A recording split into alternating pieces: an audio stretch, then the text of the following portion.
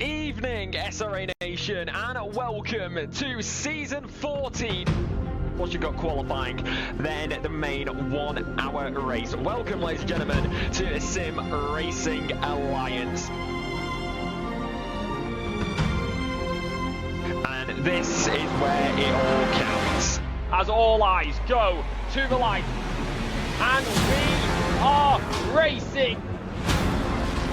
He brakes late, almost takes out the car ahead of him. He's getting a tow, a flash. Argy right on the exit, rear end squiggle. Who's going to get the move done here around the outside? Oh, dang! Byron ran it so shallow there, and this has become a 4-car battle. Game of inches as the BMW is in the paint. And we're off and away for SRA.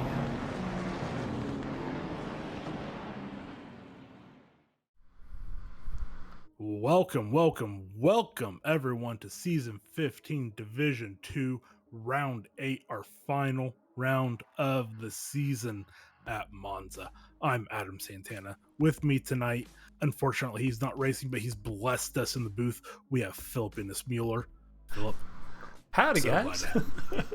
I had so much fun broadcasting last night's race that I thought, hey, let's run it back. Division 2, Monza, it's going to be a good one. He said, I had one night of Monza chaos. I want another. I just can't get enough. Give me. No, this is super exciting. As we were talking before, we already have our Division 2 overall / gold championship winner, but we still have our silver left to play for, our team championship left to play for. So let's get through it. Jacob Hall, 578 points, has it locked down. Ilpo Ruotsalainen came in, and, well, this isn't all the positions aren't done, but then we have Ilpo, Ruotsalainen in P2, John Archie P3, and P4 we have Joshua Worley, P5 we have Samuel Cortez, and P6 we have Jorge Blasini Rivera, 7th we have Dan Fernandez, Nico Suave, and P8, and 9th we have Josh Damiani, 10th Anthony Kelly, 11th Jason Allen, 12th Ian Byron, 13th Noah McComber, 14th Philip Mueller. Hey, that's me. That sounds familiar. And 15th we have Thomas Olsen. But I think what we need to look at most in the overall standings is our silver. So we have Dan Fernandez on 376 points. Nico Suave, who I believe will not be racing tonight, on 350, and then we have Ian Byron on 326. Then we have Thomas Olsen on 305 points, Mike Gino on 288, Andres Velasquez also on 288. So our silver championship, we don't know where we're going. I think we have 1, 2, 3. I think we have 5 people in the fight. I might be wrong. Yeah, mathematically at least, it's all the way down to Velasquez, who could be potentially. So 5. So yeah, we have 5 people in the fight for our silver champion, and as you all know, they will get punished with a shoey. So I don't know why anyone would want to win at all in SRA, because that's gross. Ew. Don't do it. Don't drink out of shoes. Unless you're Philippines Mueller and you do great shoeys whenever you win one. Yeah, and so similarly, as tight as silver is, the team standings are perhaps even tighter. The battle between P1 and P2, the Dude Where's My Beamer Madhouse Racing McLaren team of Jacob Hall and Noah McComber, a mere 34 points separating them from the Beast from the East Lexus team of Ilpo and Jorge Blasini Rivera. On a track like Monza, I think this could be anybody's race. I think Ilpo and Jorge could take it here. Yeah, I honestly, considering the pace that Ilpo and Jorge have, I wouldn't be surprised to see them qualify P1, P2. But Jacob and Noah are slouches, obviously. So I think the McLaren actually has pretty solid pace around Monza.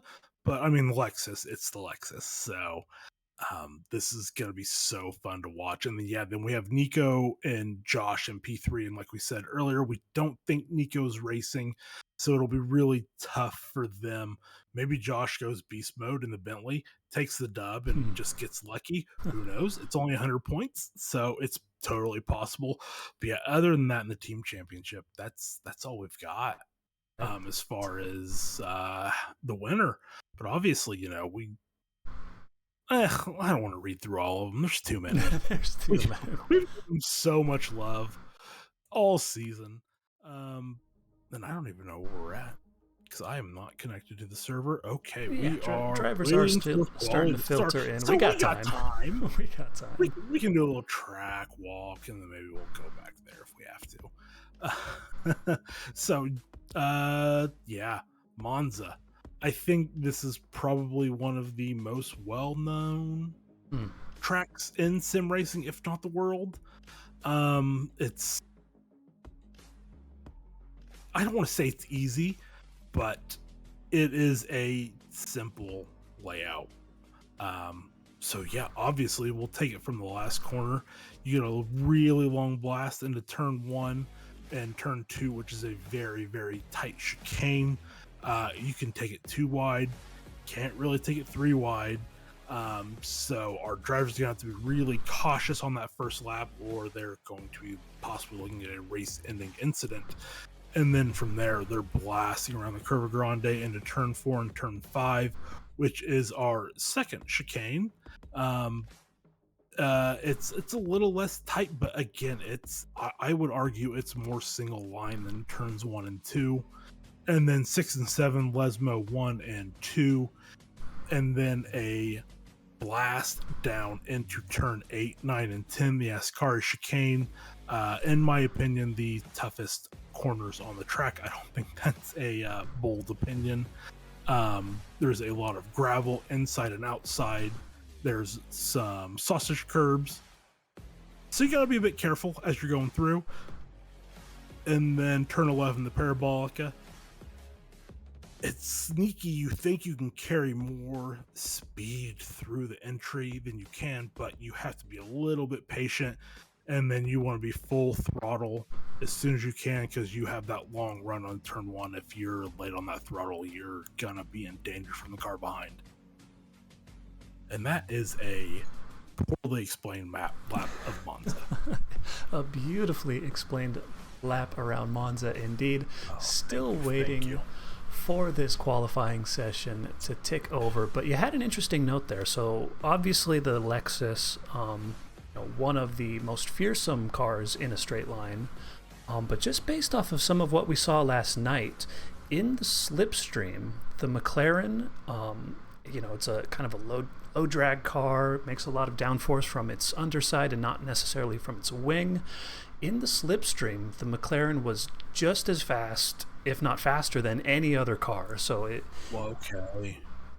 I mean, Hall and Macumber, even if they start behind, any Lexus, name them, there's a ton of them on the grid for some reason. Yep. Even though it's an out-of-meta car, I think the McLaren will still be a force to be reckoned with in this session. I honestly love to hear that, because that is just going to make this race so much better, because I think some of our faster drivers are, and Lexus obviously, our overall champion is in the McLaren, as well as his teammate, who is very fast as well. So seeing this is going to be fun. And I believe last night, I think Jeremy Mercer he's in the 488 Evo. Correct. Finished P2. I think he finished P2 and just Spangler won the Lexus. So I don't know. Is McKechnie in the 480? I can't remember. Excellent question. We do have a Mr. McKechnie. He is silver. I don't know if he's allowed to qualify, but he should be qualifying right now. He is in fact in the 488 Evo. You are correct. That's what I thought. So that'll be interesting to see. Now he's moving. There we go. So yeah, that'll be interesting to see what kind of pace he has. Obviously, Jeremy Mercer, I believe he locked up the D1 championship last night, so he's obviously the cream of the crop around here. So not trying to put the expectations on Justin, but yeah, I'm so excited to see us get going in quali. Last week we were or was it? No, 2 weeks ago, because I didn't do D2 last week, we were blessed with the changing weather giving us a better qualifying for the silvers than the golds, which I assumed drove you crazy. It was a little unfair, but hey, that happens. It was incredible for us in the booth. We were having a blast. Yeah, I mean, it's karma, right? Normally, as the track condition, it improves, it evolves, the gold drivers normally get the advantage. So this was a little payback for the silvers at Laguna, being able to get those better qualifying spots. Yeah, which you never hate to see. I think we all kind of love to see when the silvers get a little bit of an advantage, but I think we are starting our first flying lap. Yep, so Adam Krolikowski leading the way. Tires probably not quite up to temperature. Might take a lap or two to start getting the full pace out of these cars.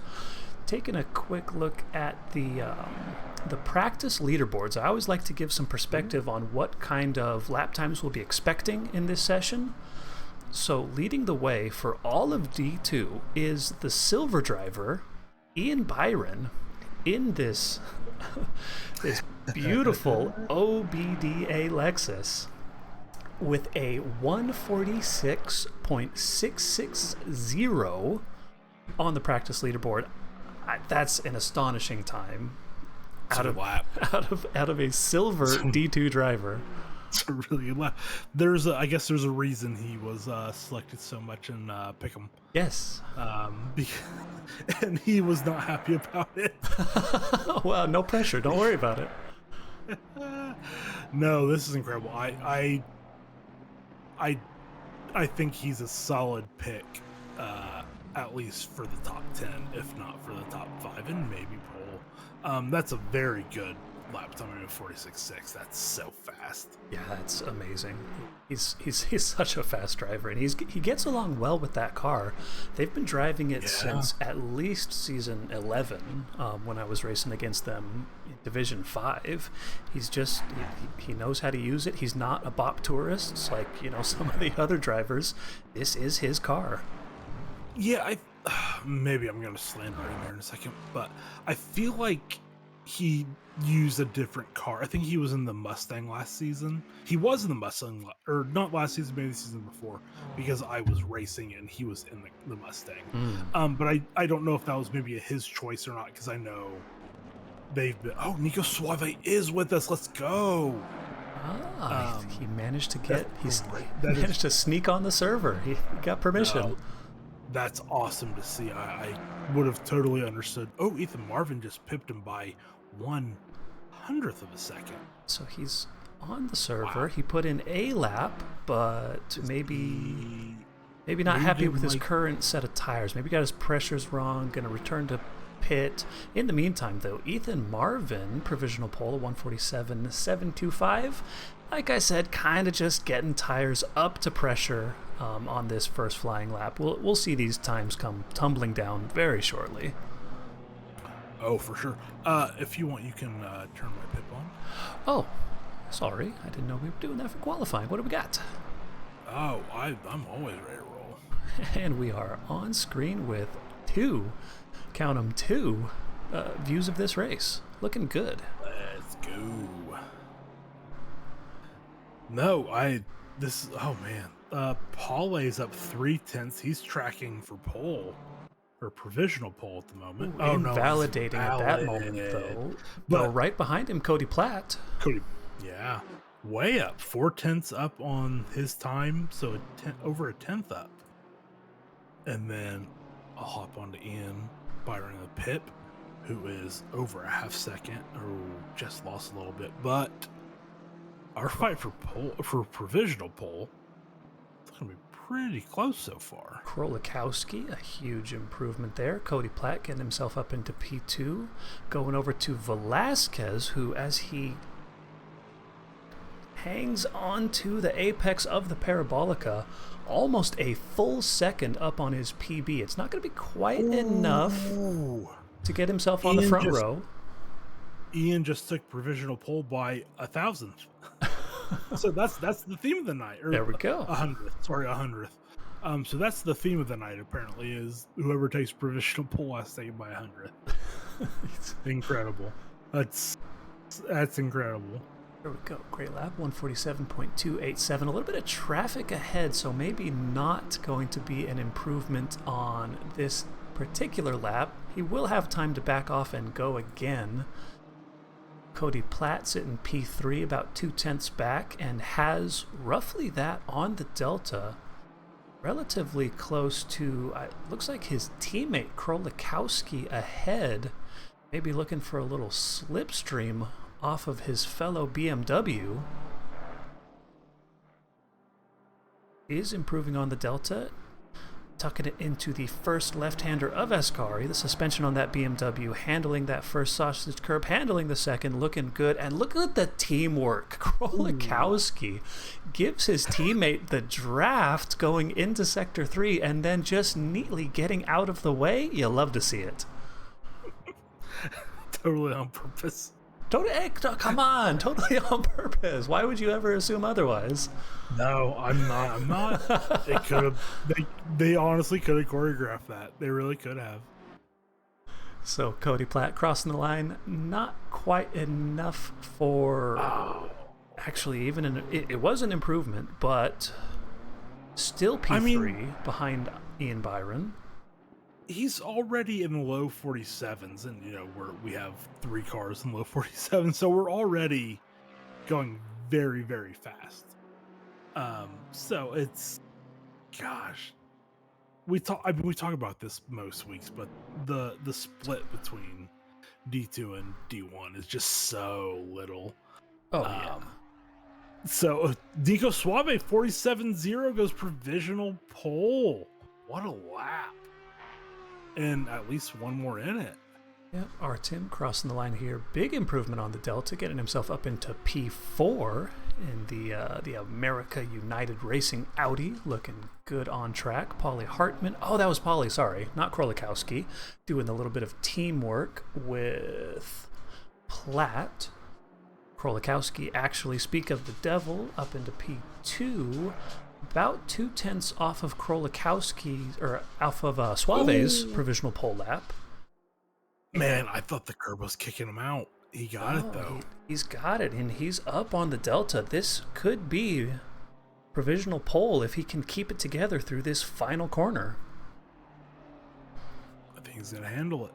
It's looking good. Losing a bit of time, losing a bit of drive. Get it turned around, get the power down, and indeed, as he crosses the line, a 147.065 by 200ths is all, taking provisional pole off of Nico Suave, who is himself on for another improvement. We might get a 46 from our D2 silver drivers. That's silly. I hope we do. I hope we do too, and I hope we just merge D1 and D2 going forward. Oh, Nico sold into Parabolica. He's got time, so 10:39, 38, 7. So as he crosses the line, 10:35, perfectly timed to get one more flying lap. 10:30 is the cutoff. Byron as well will have time for one more lap, but through the first turn, the first chicane, not looking so hot on the Delta. Same for Krolikowski. Cody Platt is on for an improvement, but other than that, I'm seeing a whole bunch of red Deltas on my race control. Yeah, Sullivan is up a few tenths in P15. We have him in the pip, and hopefully that'll just lead to a much bigger game, because obviously he's not a 49-0 driver. It's gaining. So, but yeah, as far as our others, it's just Artem's a little bit up in P5. Wow, but Cody Platt so nice and tidy through Ascari. You see the Delta on your screen. He needs to make up 3.3, and he has, on the Delta at least, over 0.4. Can he maintain it through this final turn? I think he can. I think he will. Taking a tight line, putting the power down in that BMW. And as he crosses the line, Cody Platt, 146.1 1:962. Silver driver into the 46's provisional pole. Pablo Ferrer, who is going into Parabolica, is about half a second up. Okay.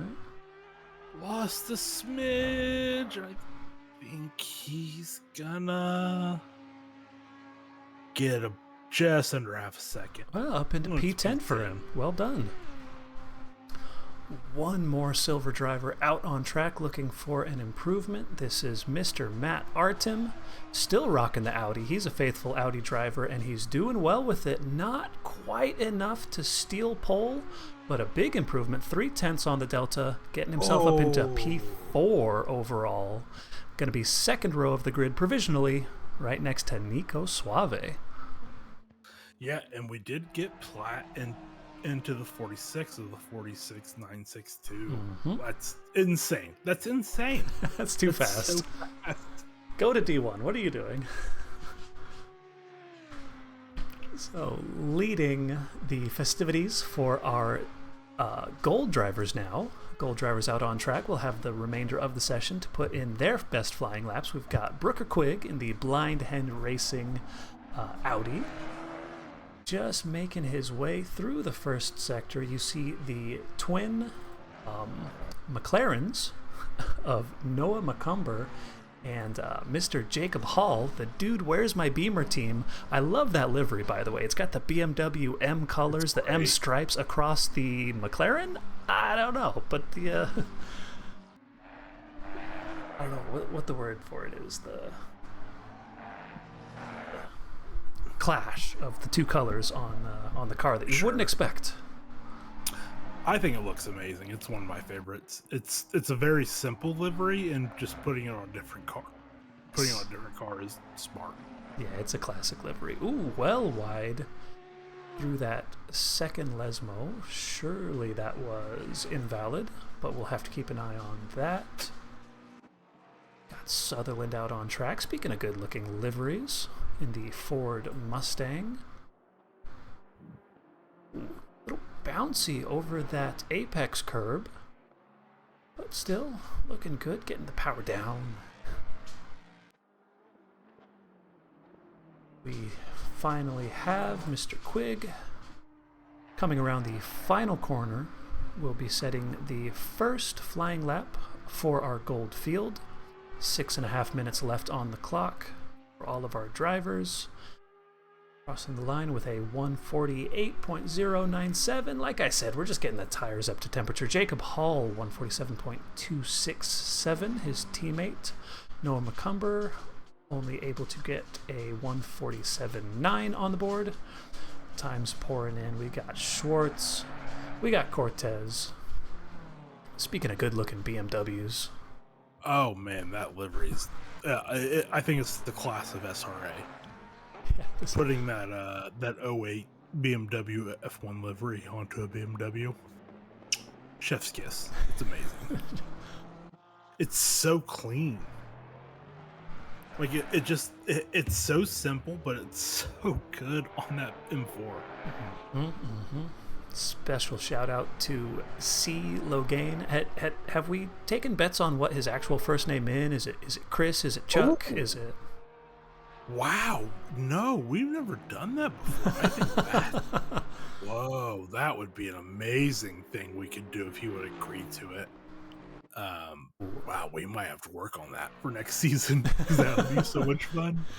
Nitin Murthy with his first flying lap already, a 147.195, and nowhere to go but up for him. This is huge potential for the Lexus driver. So far, the top Lexus in the field. We've got, of course, Ilpo on the grid. See, yeah. Same thing as me last week or 2 weeks ago. Oh, with the livery. That's the base livery, I think. I'm not sure what's happening. Yeah. Unfortunate, because their livery is so good. That Castrol livery is amazing.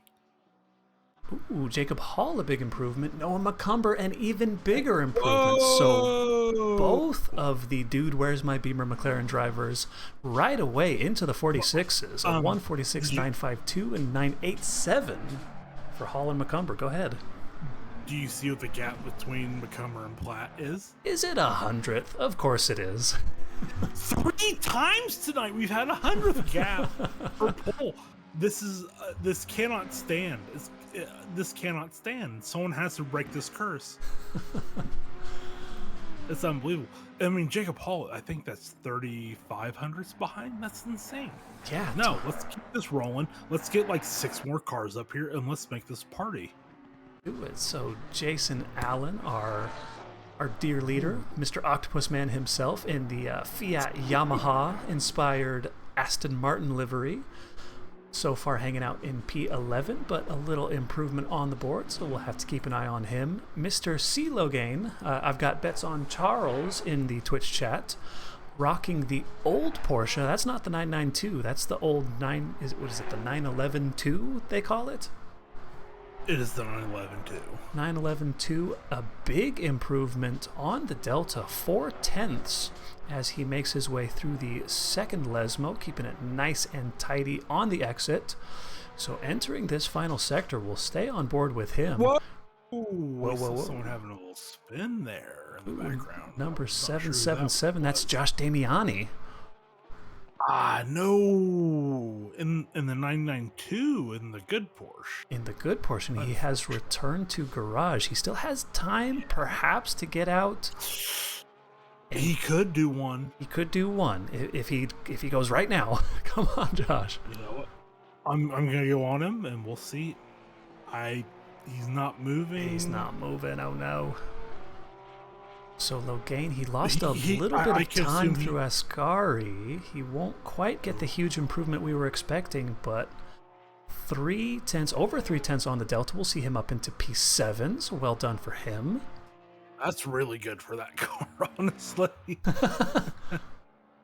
Well, that's really incredible for that car.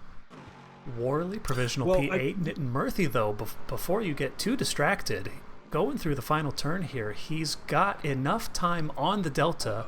Maybe we're witnessing a provisional pole lap right here, taking that wide exit through the Parabolica, and as he crosses the line, indeed, he's got it. Wow! Nitin Murthy, a 146.857. Go on, then. Yeah, 9,500ths, and he has one more to go. He can do another. Wow. I will say, he's already 2.5 tenths up, 2 tenths up. What? Oh, he lost a little bit, but he's still tracking up. That's incredible. He's still 1.5 tenths up just through the first chicane. Are you kidding me?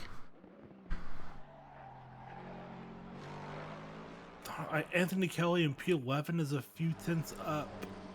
I can hop on that. Yeah, checking out AK, about 1/4 of a second up, and has the slipstream from the Audi ahead. Yeah, I'll stay with Nit. I'll go to Nit in the Pip. I didn't realize you had Anthony there. Anthony's going to go big. Oh, P4. AK, but he gets another lap, too. Oh, but he's stopping. He's out of fuel. You know, after 10 minutes, the tires are pretty cooked. I think going less fuel and going less laps is actually, I mean, it paid off in this case.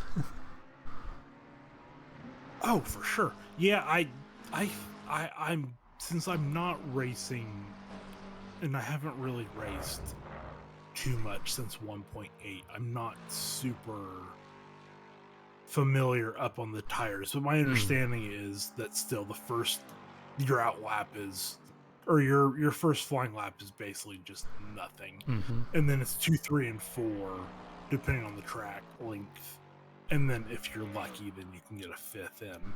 Yep, so Nitin Murthy, not content for just a 95,000 gap. Wow. Puts in a small improvement, 0.18 now, the gap that Macomber would have to overcome. He's about even on his Delta, entering the third sector right behind his teammate Jacob Hall, who does have about 2 tenths. Oh no! Over the sausage curbs, and that will be his lap ended, invalidated. Hopefully not. Well, no. Okay, so his teammate has plenty of space behind, but he also, Noah Macomber, lost time through Ascari, and that's both of our Macaboys. I think they're done. Yeah, so Jorge Blusino Rivera in P18 is 2.5 tenths up. That will be a huge gain. Well, it'll be a few positions. Brooker Quigg in P21 is almost 6 tenths up. I think if he can hold on to that, and he just did it, move to the P7. That's a huge P7 for gain. Brooker. He was in the 20s. Yeah, I mean, so So this that's huge. But yeah, we still have Nitin Murthy provisional poll, and I don't think anyone's going to change that. No, absolutely CeeLo Gain is not. 3 tenths up.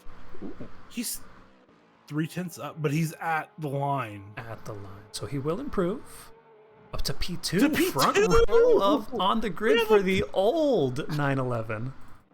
The old Porsche is on P2. Let's go. Blusino Rivera, he needs an improvement here if he has any hope for the team championship. And I think P11, I don't think it's going to be that big. P12. Wow. That's surprising. I'm surprised.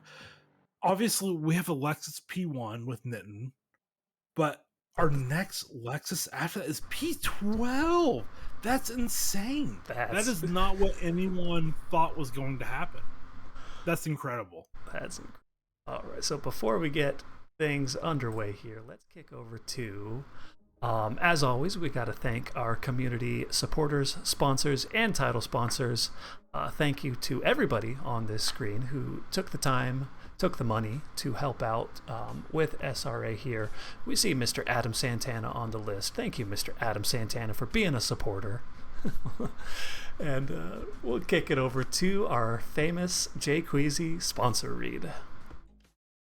A huge thank you to our SRA sponsors and title sponsors for supporting us here at SRA, as well as support from Documise, a modern business solution for product management. Go to documise.com to learn more today. And support from Retro Saga, a North American-based gaming company that provides accessories for your favourite classic systems, including Nintendo, Sega, PlayStation, and much more. Enhance your retro gaming experience today at retrosaga.ca. And a big thank you to our affiliates, Track Racer. Experience redefined gaming with Track Racer's high-quality sim rigs and accessories. Use code SRATE at checkout to support us. Armamentario, a toolbox for ACC that will enhance your chance to win. Enjoy a fully customizable and enhanced HUD to change the way you experience ACC. AT 3D Sim Shop. Upgrade your sim racing experience today with premium 3D printed accessories featuring precision crafted magnetic shifters, sleek cable management solutions, versatile stream deck mounts, and immersive dashboard displays. Their innovative designs enhance performance and style, elevate every lap with top-tier quality and craftsmanship at at3d.net. Go Setups, premium esports setups for everybody. Use our affiliate link on our Discord and take your drive to the next level. Castle and Cauldron, a home-based crafting business specializing in handmade Harry Potter, Fantastic Beasts, and Fairy World collectibles.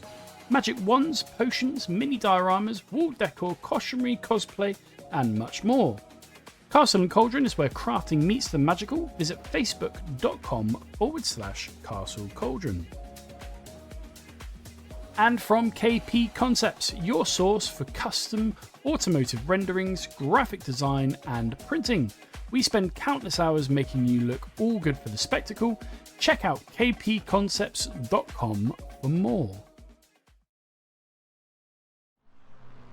So, coming back onto the race scene, our lovely D2 drivers off and away for their sighting lap, formation lap, getting their tires and brakes up to temperature for their flying start. We missed a storyline, Adam Santana. So, our Silver Championship battle, we've got Dan Fernandez ahead of Suave, Byron, Olhausen.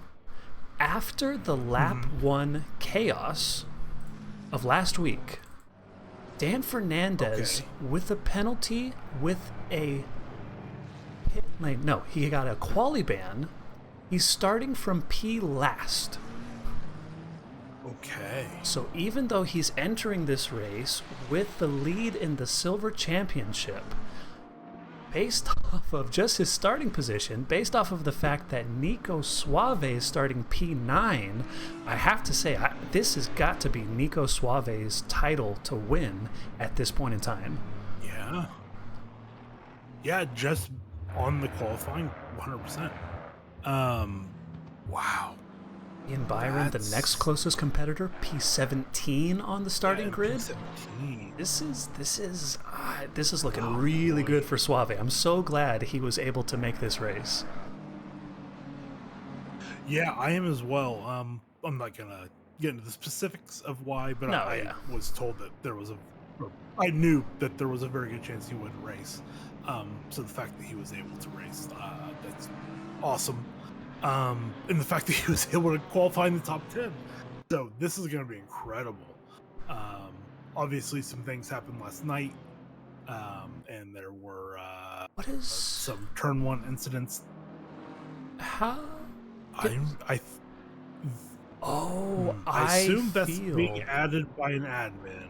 I would guess that Mr. Artem started his final flying lap after the 10-minute and 30-second mark, made the improvement, but is apparently, I have never seen this before in an SRA race, the admin power giving him 20 seconds down on the start. That will be served at the time of his first pit stop.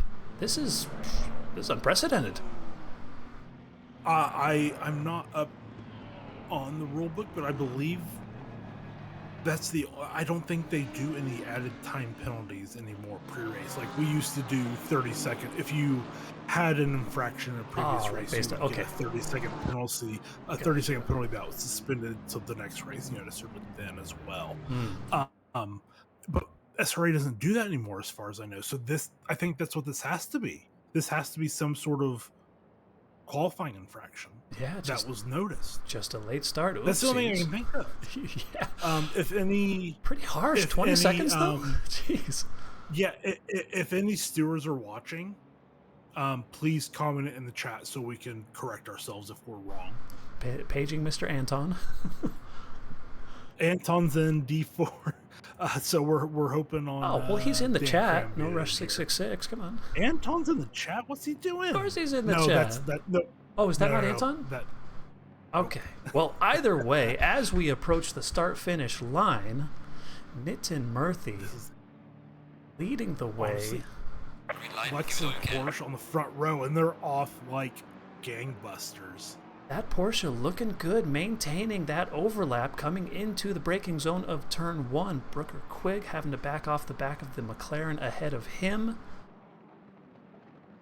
CeeLo Gain seems to be conceding the position. A little bit of tap behind. And the drama happening already.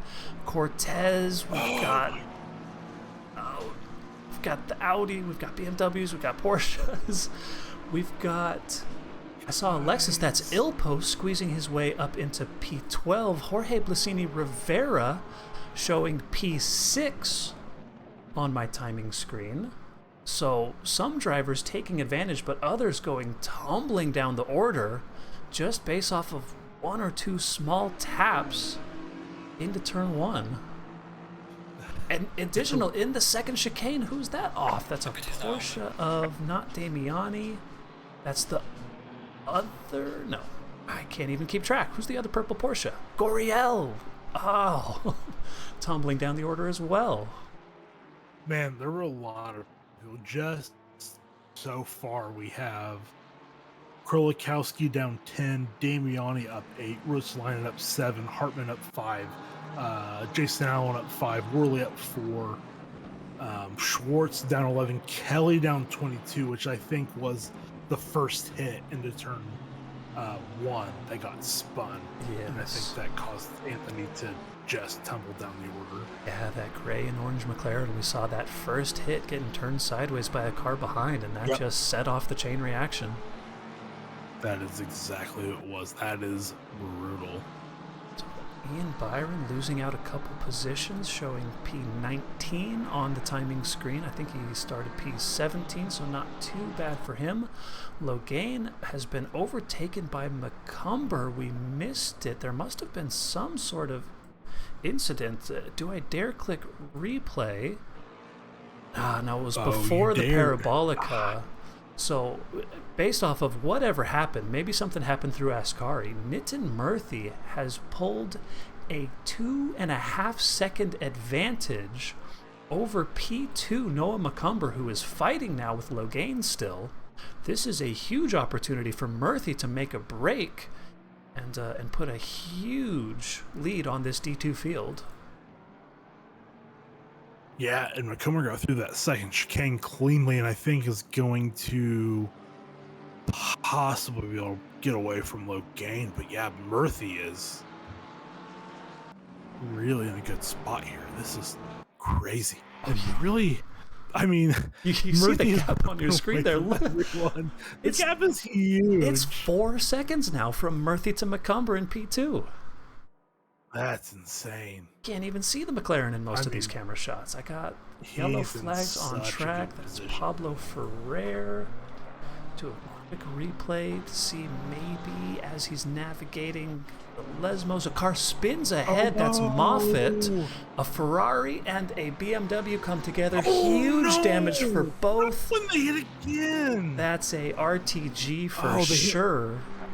Oh no, Pablo Ferrer, he's gonna hit each other twice. Keep it rubber side. That BMW is in trouble. Oh, Jacob Hall looking feisty up behind Jorge Placina Rivera. Remember, these are contenders for the team championship, battling on track.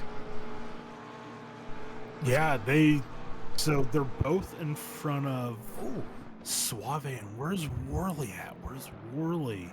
Worley P10. I don't see Worley. He's P10. Never mind. I see Worley. I see So him. Worley's P10. Suave 7th, Hall's 6th, and then McComber is 2nd. So McComber and Hall are teammates. Yep. And then Worley and Suave are teammates. So Suave and Worley are going to have to start climbing up this order very quickly. And that's going to include Suave probably getting in front of Hall. Otherwise, they're going to be in a world of trouble. Worley making the overtank, though. It looked like that's Matt Artem in the Audi. Got a bad exit out of the second chicane, losing the position. That's P9 now for Mr. Joshua Worley.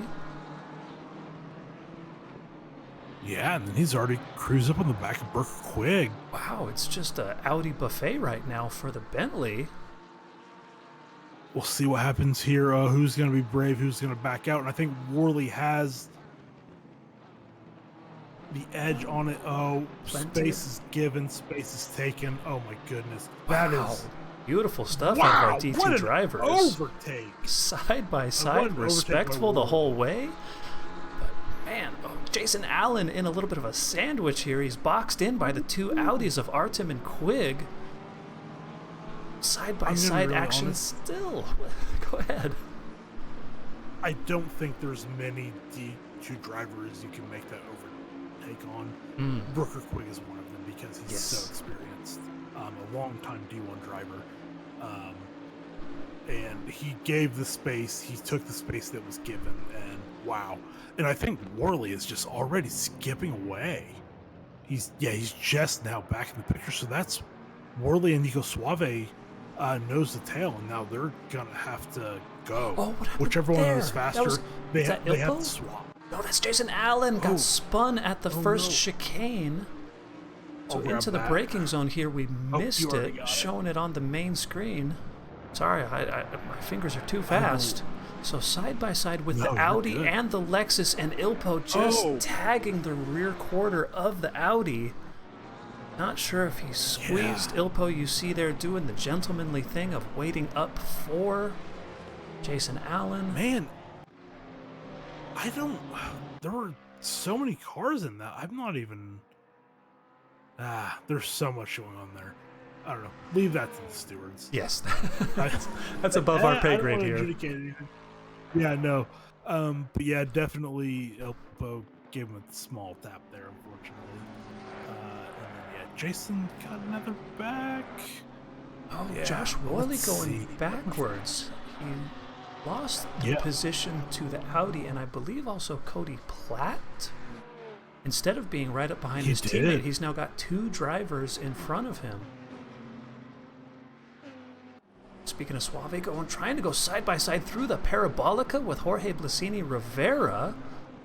Blasini Easily being get nice it. and respectful and kind of just yields the position.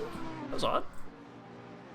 Will fight it back down the main straight though, side by side going into the braking zone for the first chicane. See who's going to be braver. Nico Suave will have the inside line advantage, at least for the first part of it. A little tap there in the braking zone. Nico Suave maintaining side by side behind between Quigg and Platt. Don't say these drivers aren't fighting for every position. This is Cortez and Hartman now you see on screen side by side. Ian Byron, I apologize, making his way up into P16 from where we saw P20 at the start. Side by side with Polly Hartman. This is a battle now trying to take over 15th position into the braking zone of the second chicane. Oh, Hartman's fighting it back. In the pip, we have Bacomer and Logain fighting for P2. Logain is up into P2. What does he have going on in that Porsche? What is going on in that Porsche? He put some illegal He is Ferrari off fuel and in that away. thing. See, Logain wants to win this race, apparently. Damiani losing Incredible. a couple positions. I wanted to see if I can get a quick replay. So through... Oh, we had a BMW off track. Maybe that's what I saw on race control. I think that was maybe Platt dropping down. Yes, okay. Ooh, Damiani well... we Oh, got no! another- Oh no! Oh, Josh Damiani on the exit of Ascari off into the gravel and man. into the wall. Oh, I have to turn away. Number 62 as well. That's Neil Sutherland. Okay, so here's something. Hall is cruises Bacomer, and are they going to swap positions? Ooh, a little papaya rules. I think they're swapping positions. Okay. I think it is papaya rules. All right. I think those are smart papaya rules. No shade to Noah McComber. Very fast driver, but Jacob Hall is our overall D2 winner this season. So let oh no! He just spun it on his own on the exit of the first chicane. Jorge Blasini Rivera dropping down now to P11 behind Cody wow, Platt. So yeah, that's Suave, Quigg, Worley, Artem, and Archie through. Oh my goodness! So that saves Worley a little bit, who's now back out in P7. So Suave and Worley are in P7, but Hall and Macomber are P3 and P4. Yes. And they need to take points out of Hall and Macomber. So they're gonna, again, they're still in the same position they were just in before when Worley lost positions. They gotta gain. They have to gain. Worley, though, having trouble. This is in the second Josh! sector. Going to try to get a replay. All by himself, just goes wide, misses the apex, off into the grass, into the gravel. That's Josh Worley down now because of that. And because of the trouble getting back on the track, he's off on the inside, trying to avoid an incident. Joshua Worley, P19, based off of that one incident, and it doesn't look like the bleeding has stopped. Struggling through Ascari still. I think that car might be broken. Side-by-side action, though. Hall being released by his teammate to attack CeeLo Gain. Was side-by-side. Ahead. Race control is showing Hall is ahead. He was for a second there going into the Parabolica, but it looked like CeeLo Gain fought it back, maintains the position at least for now. Hall on the attack again into the first chicane. Not going to get it done here, but he is looking hungry. He wants that position. Yeah, they want to just lock that out and not leave anything to chance. And obviously, I think Hall probably wants to take another win. Catching Nitin Murphy at this point, as we've been ignoring him, who is about 7 seconds ahead of P2. He's just yeah. There's his competitors in the background somewhere. You can't even see him barely from the wing cam. But yeah, Nitin Murphy, the gap showing after the last sector mark, 7 1/10 seconds. His fastest lap is a 47.9. The closest I see is Jacob Hall with a 48.1. So he's just the class of the field right now. Nitin Murthy is just on it. Absolutely. So this was the spot last lap where Jacob Hall was able to pull alongside CeeLo Gain. We're going to see on the exit of Ascari if he can do it again, get the power down. Maybe Logain not able to take 100%. as much of the sausage curb from the bonnet cam. Yeah, that McLaren pretty slippery in a straight line, but not enough juice to beat this the 911 version 2. He's got to have some NOS under the hood. He's got some power in that car. 100%. He went to Dom's shop out in SoCal, and he got a little work done.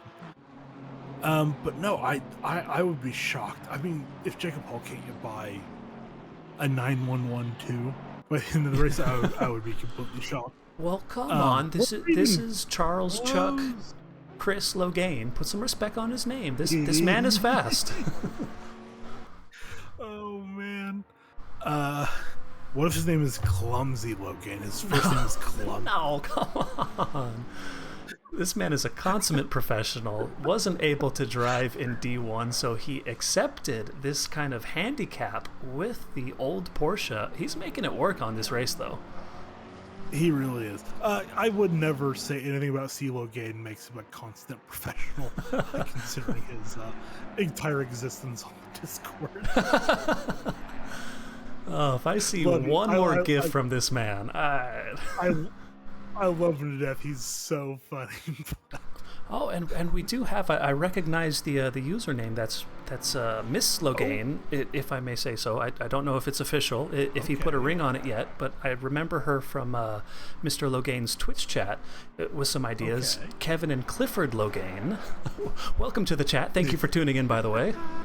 Yeah, Clifford Clavin Logain. Side-by-side action here. This is Byron hip checking Krolikowski into the braking zone of Ascari. A little bit of rubbing his race. Oh, the BMW taking too much curb on the right-hander. He's wide. Get the helicam view. He's going to be vulnerable going into the braking zone of Parabolica. That's Cortez and Paule Hartman right behind looking to pick up the pieces. 4 drivers side by side squeezing each other all the way. Oh, come on, boys. Ian Byron, be brave around the outside. Can't get the over-under done because Cortez is there, but he will have a big draft going down this main straight. Man. We'll see. I think Ian's going to get him. Krolikowski goes defensive. He's going to have a big overlap. He might even have the job done even before the braking zone. Krolikowski brave on the brakes. Can he hold it? No, that's job done for Byron. P11 now, making progress up the field, and now he's got some clear air ahead to see if he can make a break for it. Well done, Byron. Yeah, I don't think Krolikowski could have done anything else in the brakes there. He was as early as he possibly could have been. And he almost made it work. That was incredible. Oh, drama here at the first chicane. Gonna click the replay button. This is Jack Sullivan. The drama was potentially ahead. The Porsche. Oh, he clips the rear end of the Porsche. That's a Ferrari behind. Rear-ended by potentially Moffitt? I don't know. It's a carbon black McLaren. Moffitt. Ouch, that hurts. You hate to see it. Yeah, and I don't know McCumber. Whoa.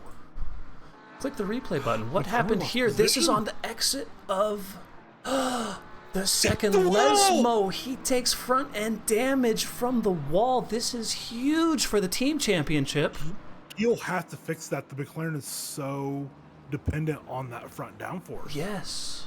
Oh my goodness. This could be team championship back on.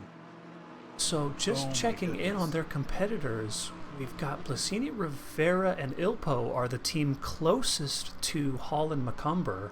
Yep. Ilpo down in P22. Not sure that's going to be much help. And then we have 777. Slow. That's Damiani being respectful of blue flags. Okay. McCumber into the pits to fix that damage. Cortez side by side. So, go ahead. So then for the team, we also have Suave and Worley, and Suave's in P5. Worley, though, we saw having trouble P20. You remember Where's he had Worley? that off. Okay, he dropped down that far. He can still come back though. There's a lot. Oh my goodness, this pack. Look how tight this battle is. That's boy. Richie Wood squeezing Justin McKechnie off the track. 2 cars off. Gives I think that was the Velasquez. Richie Oh, Wood, Jason maybe? Allen! He's No! Yikes! No. Okay, so that's Richie Wood getting pit maneuvered by our dear leader, Jason Allen. I don't know if he just squeezed in, didn't know he was there, kind of turned in on Jason Allen, didn't give the space, but either way, the result is the same. Richie Wood down to P21. Hopefully not too much damage. It didn't look like he hit the wall too hard. Yeah, that's a tough one. I got it on the pip, and yeah, Jason seemed to go for a gap that just wasn't quite there. That's tough. I understand why he did it. There was a lot of overspeed. Oof, but yeah, I believe that was that one's gonna go against our head admin. This mid-pack battle is absolutely crazy, though. We've got P12 Samuel Cortez with just... Look at these names. We got Paulie Hartman, Marvin, Velasquez, Goriel, all just packed tightly behind Goriel side by side now with Velasquez going into the Parabolica. This midfield battle is hot. Oh no, it's honestly, it's what we need to be watching because they're all over each other. Ooh, we got to give the screen a little bit to Jorge Blasina Rivera, side by side, overtaking Matt Artem. Not sure. Wow, Artem deep on the brakes. Audi surely would have the advantage in deceleration. Leave the space on the inside. A little tap, but Jorge Blasini keeping it pointed the right direction and gets the job done. More side-by-side action. Oh, no! We just saw Goriel going into the back of Marvin, who got completely turned around. Just assassinated that Lexus. Ethan Marvin is the unluckiest driver in SRA, bar none. It's not even a competition. He gets killed probably 70% of the time. It's just not even funny at this point. Oh, so Brooker Quigg kind of missing his braking spot. Yeah. Oh, and spins it on his own. Is that a 0TC Audi moment? Losing the position to Suave. That'll help his championship aspirations. Got a yellow flag. Wow. Oh, that's still Goriel. Okay. Yeah. Man, Worley, just for that Bentley team, he's got to get a move on. He has to start taking positions. And I believe he's pitted. He's got He time. is pitted. 40 seconds on the clock. Let's check it out. Yeah, so he we just have comes out of the pits, pits so we have- now. Yes. So we have Kelly, Worley, McComber, Moffitt, Fernandez, Schwartz, Damiani. Apparently Damiani's been in the pits 4 times. Poor Ooh. Josh. Uh-oh. Not his fault. And a Not his fault. drive-through picked up somehow. Yeah, Let's I make it think one he more has time. parked it. Oh no, he is moving. He's back out. But Job's not Kelly is our current leader of our pitting cars, followed by Worley. Mm-hmm. They both. Worley was a second shorter in the pits than Kelly, but that's not going to make a difference at the moment. Possibly later, Worley, well, but that could make a difference as far as who pits in back in front of them. But I think we're at the point. Cortez is in, Ilpo's in, Marvin's in. I think that's probably because he just got murdered. So we have people pitting of their own volition, and some because they have to. So that is, I don't know where Cortez was, or Ilpo really. I think they were both in the top 10. well, Cortez was in that mid-pack battle. I think he was P12, kind of leading that train. Yeah, you might be right. Let's look at starting positions. Yeah, Cortez started. Okay, yeah. So as far as the pitting goes, we'll have to see where he comes out relatively to the other cars that have pitted, but I think he's okay. Pablo Ferrer, that At battle least for his damaged final BMW in a battle with Sean Leitch, who we haven't given much attention to, but looking good in that Ferrari 296. Not many of those left on the grid, but I love that car. Great car, super fast. No. Love that livery. Love the 296. I don't care if it sounds like a vacuum cleaner. It's a fantastic car to drive. He's got. Oh wait, I clicked away as he's side by side. Backs out into Ascari though. JG Wentworth. Oh, that's the JG. Okay, yeah, that's the JG Wentworth livery that used to be run on the NSX and IMSA. Ah, okay. Before the NSX pulled out after last season. So yeah, the JG Wentworth 877. No, what is it? Did you just try the 8775309? That's the Jenny song? Yeah. No. There's a JG Wentworth commercial where they also have a phone number. Okay. And I totally messed it up. So we haven't been able to give him much attention. He's still just storming away from this race, even though Hall was able to get past Logain and pull a big gap. Still, Nitin Murthy, 7 seconds the advantage from P1 to P2. He is just on a Sunday drive right now. Just loving life, got some fast laps on the board. The strategy call, he could do anything he wants. He could pit now, he could pit in 10 minutes. Nitin Murthy putting on a clinic for these D2 drivers. Yeah, absolutely killing it. I mean, you don't expect ever in these top couple divisions to see someone be almost 7 seconds ahead before the pit stop. So this is an absolutely monster performance from Nitin. And then even from Hall to Logain is 5 seconds. So, I mean, the whole podium is just a class, which is insane. I hate to say that C. Logain is doing anything good.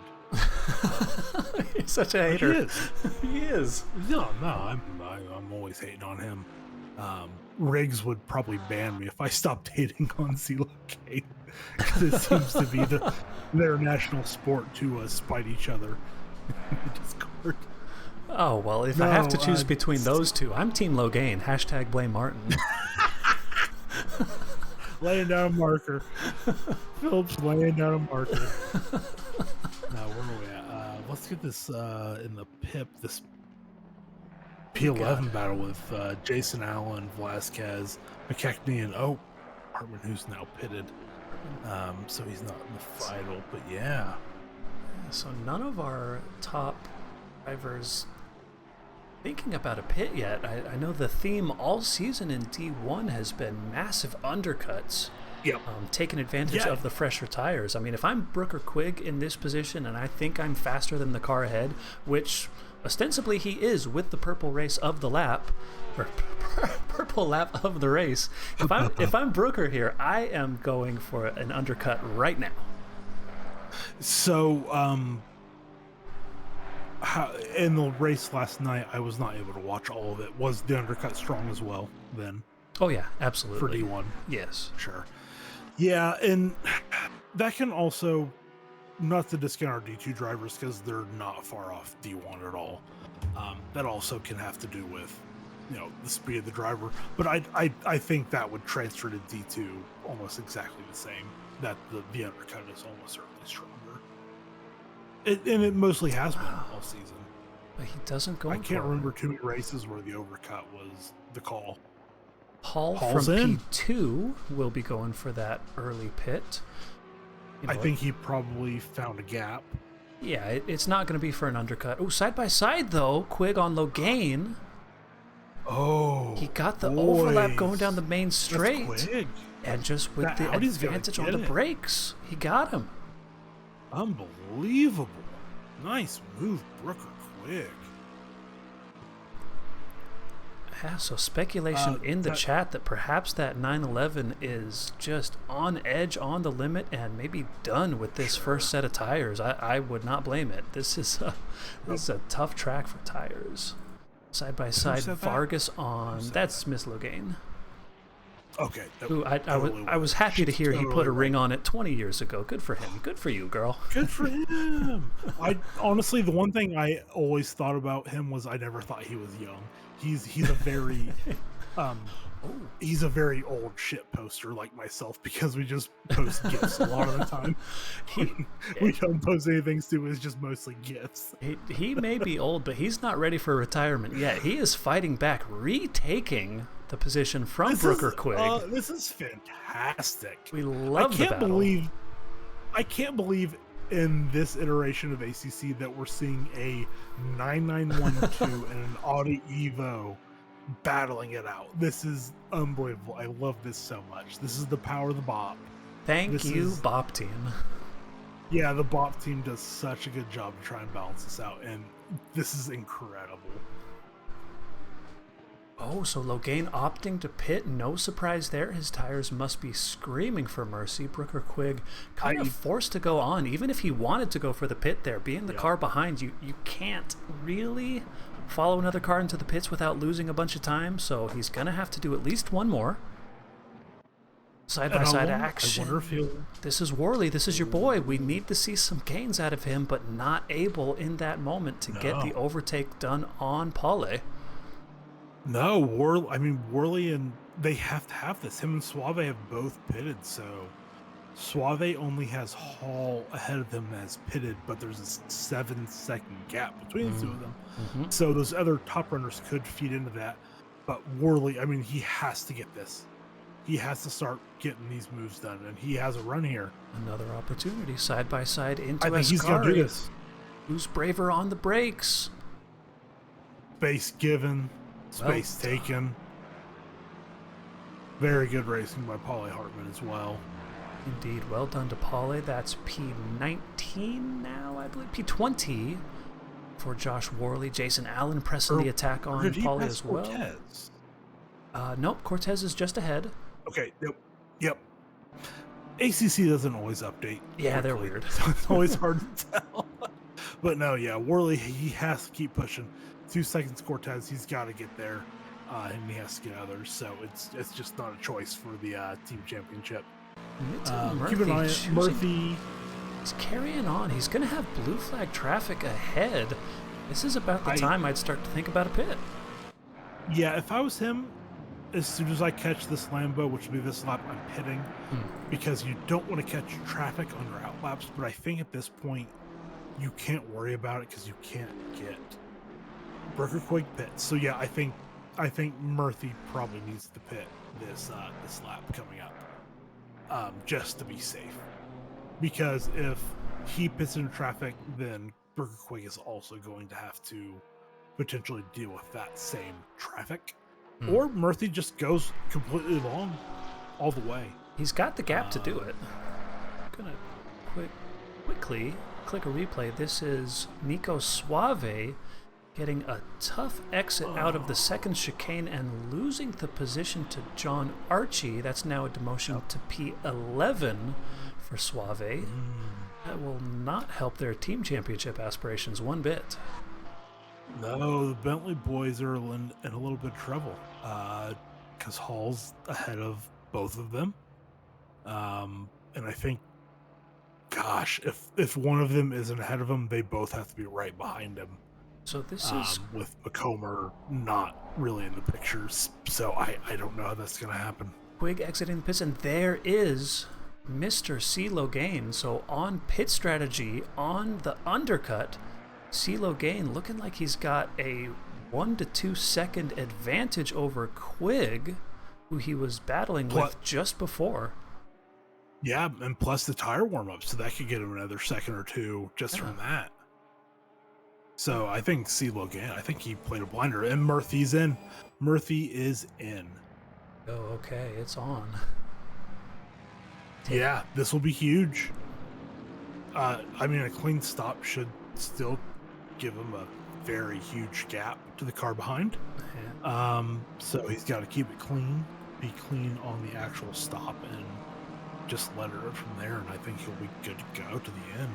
Yeah, so not to rub salt in the wound, but Matt Artem, having completed his pit stop and having served that 20-second penalty, dropping from the top 10 now, 21st position, right behind McKechnie and Noah McCumber.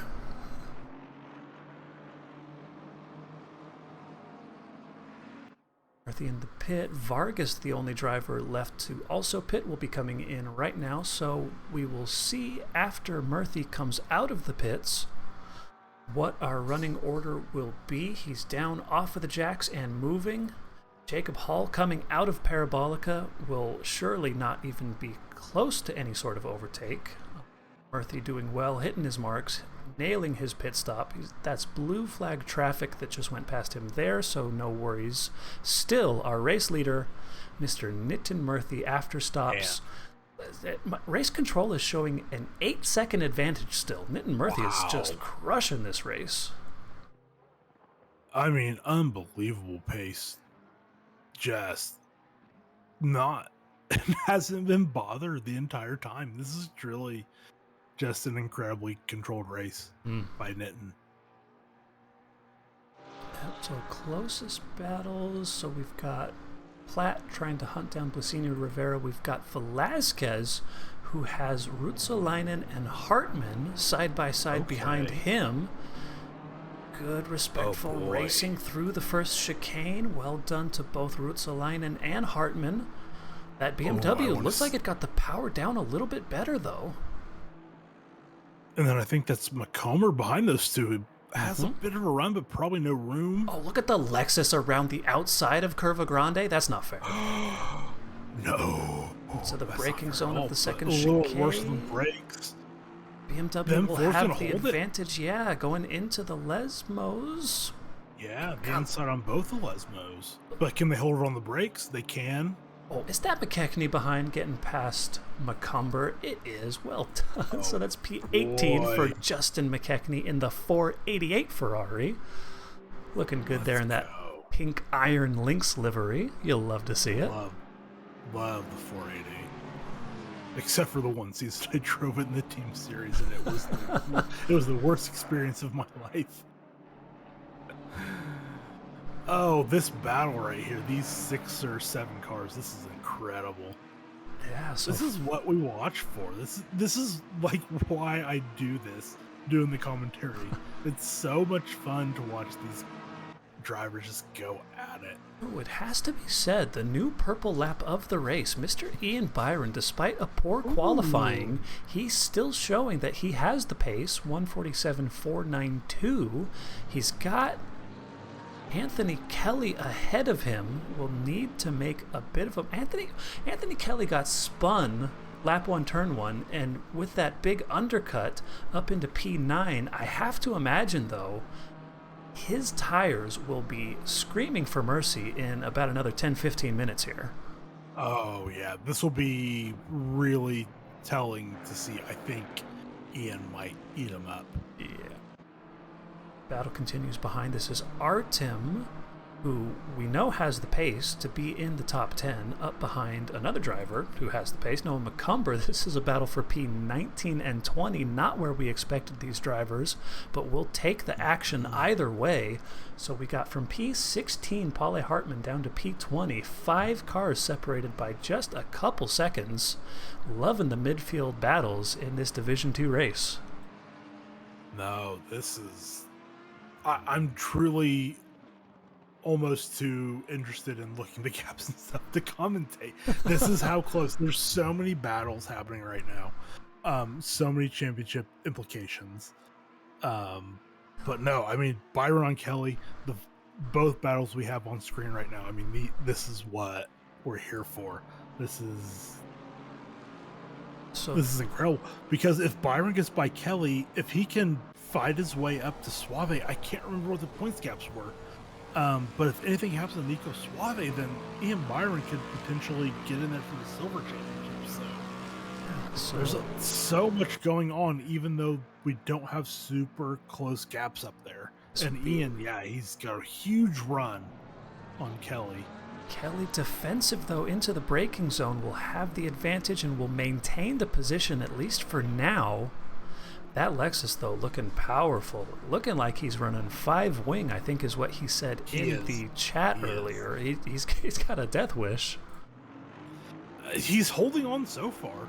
So that's all that really matters. Yeah. he took a shot, he went for it, and that's all you can really do. Yeah. 23 minutes left in this race. I think he's got plenty of potential to make something happen. Another tight battle. We got Worley on Cortez within a 10th coming into this second chicane. We got some drama behind. This is Mason Moffitt gonna try to click a quick replay to see what happened in that first chicane. So battling with Richie Wood, going for the attack, going deep on the brakes, and just, too deep on the brakes, in fact. Unable to get it turned at the apex, so not only losing the position to Richie Wood, but also, Oh no! That's Wilder Vargas getting tangled up with Moffitt. Oh, watch out for the traffic coming through. Hey-yo. Oh no! That's Ethan Marvin avoiding an incident. The least lucky driver in SRA. Yeah. Oh, the side-by-side, though. So, quickly, though, Ian Byron was side-by-side into the braking zone of the Parabolica. Anthony Kelly, the defensive master, holding the position, but he's going to have to do this for another 22 minutes. Ian Byron looking hungry. Yeah, I think Ian's just going to have to line it up in Parabolica. I mean, even looking back, he was so far behind. He got such a huge run. Kelly, they have overlap. Oh, beautiful stuff out of these two drivers. Anthony Kelly, this is amazing defensive driving. Saw that he had the gap, didn't need to go defensive in that particular occasion, and just able to maintain his advantage over the Lexus. That line was pretty much perfect because Ian almost got there on the brakes, and then Anthony, he just took the perfect line through there. Oh, that's such great driving. I think Ian's gonna just have to line it up. Even if he has a run into Parabolica, he's just gonna have to sell it and make sure that he gets a good run down the main straight, because right now this McLaren, it's very much fast enough to keep him behind on balance. So I think he's just gonna have to create a situation where he gets a much better. Well, never mind, he might get it here. Defensive into Ascari goes the McLaren over the sausage curbs on the right and the left. Both drivers just looking solid. That suspension tuned to perfection. And if you're Ian Byron, what do you do in this moment? Do you wait for the main straight, or do you try to go for the overlap here? Looks like he's going to hang back on this particular occasion. If he can stay close enough, if he can keep his nose right up on the diffuser of that McLaren ahead, this might be his best yet opportunity for the overtake. 2/10 the gap, closing fast. It's not going to be close. It's going to be done before the braking zone. Kelly, we've seen his brave on the brakes. Tap, just saying hello on the inside. He already has the car. Kelly is brave, though, deep on the brakes. Look at that McLaren. Oh, he's got to get the space on the inside. He does. Who's going to get the better drive out into Curva Grande? It looks like the Lexus. Ian Byron. He gets the job done. Come on, Anthony, get back. Come on. It's not going to happen. I'm Brian P9. That was good racing. Oh, no. I mean, hats off racing. That was incredible by both of them. We've got drama further back in the field. This is the beautiful 488 Ferrari into the... What the heck was that? Oh, someone's shooting around. Oh, was that Hartman who teleported inside of the 488? He definitely did not ask for consent before he did that, and somehow I hope he doesn't have damage from that. He certainly lost time. Try to get a different camera view. Whoa! Team. McComer's in the pits. Oh, why is McComer's in the pits? This is team championship implications. How? Okay. Whoa. So let's. Come on. Why can I not find and he doesn't have any drop points. This race matters. What happened? It's showing it in the pits twice. He's moving. Okay. I'm going to go into the menu. Okay, go ahead. and roll back in the replay. You can show it in the pip if you want. It's on screen. Go ahead. I don't know if something happened or if he maybe disconnected. Find out. Plenty of action still on track while we research that. Worley on Cortez. This is a battle for P12 and 13. Taking a look down at the bottom right-hand side of your screen, going through to see what happened in the final moments for Mr. Noah McCumber. Doesn't look like anything has happened. Is he going slow? No, he is. He's full speed into Ascari. Looking fine on the exit. What is happening? I don't get it. Did he get his pressures just completely wrong? Did he have a drive-through and we missed it? But he stopped. It was not a drive-through. I wonder if he maybe no, because you can't refuel regardless. Okay, I'm going to go back further. Maybe we missed something early in the lap. Battle on your screen, on the main screen. This is Jorge Blasini Rivera challenging the Bentley ahead Nico Suave. Battle for P6 and 7 on track. I don't... We've missed something crucial. Crucial for the team championship as well. So even though Hall doing well P2 in this race... Well, I don't understand. Nothing happened on that lap. Unless something happened on the lap before, but I don't understand why he wouldn't have pitted previous lap. Unless it happened, I guess if it happened after the exit of Parabolica, but I don't see anyone around him. No, just driving in a straight line. I guess he maybe slowed down to let that Mustang back through. If maybe him and Neil Sutherland had an incident and he slowed down and let them through, but he's already down to P20. So something happened before that, right? Must have. So just... Oh boy, because I don't remember him being that far down. So just to take a look at the competitors to see if this is in fact an opening. So P2 in the teams, we've got Blasini Rivera and Ruotsalainen not doing so well in this race, P7 and P17. They will potentially make up some ground. The Bentley team of Suave and Worley currently running P6 and P13, but they entered this race with a 100-point gap. That will be much harder to overcome. Side-by-side action. This is Brooker Quigg around the outside into the braking zone of the Parabolica past Logain. These boys are feisty. I hope this one goes to the end. They're all over each other. I was just about to call it out and then you switched to it. They're just going at it. See, I'll get to Blasini and Suave in a drag race. Oh boy. Yeah. That Lexus against that, even against the Bentley, just pulled them so hard. So that is Blasini Rivera in front of Suave for P6.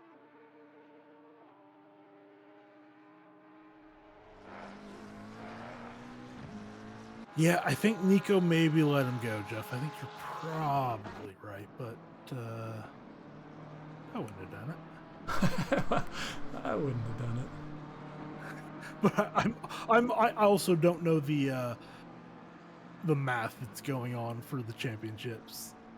Well, if you keep talking, I'll keep typing. And Nico has the silver championship that he's fighting for as well. So fighting with Blasini Rivera doesn't gain him anything for that. And him and Worley are friends, so I think Worley won't hold anything against him. If Nico wins silver and they don't win the team championship, which was obviously going to be hard to begin with going into tonight. And I think with Elpo, I believe, got into an incident earlier, it's a bit safer of a move to not get into a knife fight for P6. Especially, I mean, Rivera, he's already kind of pulled ahead by a decent bit as well. So, yeah, a lot of math going on that we're probably that we're not privy to at the moment. Well, speaking of privy, I'm doing the numbers right now. You think it wouldn't matter, but I bet it does. But if Noah McCumber just stays in this race, he's P last, 2 laps down. But if he finishes, that's 15 points in the championship. With those 15 points, well, actually, let's put it a different way. Without those 15 points, they would be tied, as it currently stands, with the Lexus team of Ruotsalainen and Jorge Blasina Rivera. He needs to finish this race if he wants to help his teammate lock up this championship. Which he does, and he's going to stay in it. Yes. Wow, that was a lot going on there with Worley Cortez and Jason Allen. Side by side still, Worley on Cortez. Jason Allen waiting in the wings, waiting to pounce on any opportunity. Worley's going to be the favorite here into the second chicane. Has the advantage inside into the first corner of the chicane, squeezing all of the track limits, putting Cortez right behind him. Well done to him. That is now P12 for Josh Worley.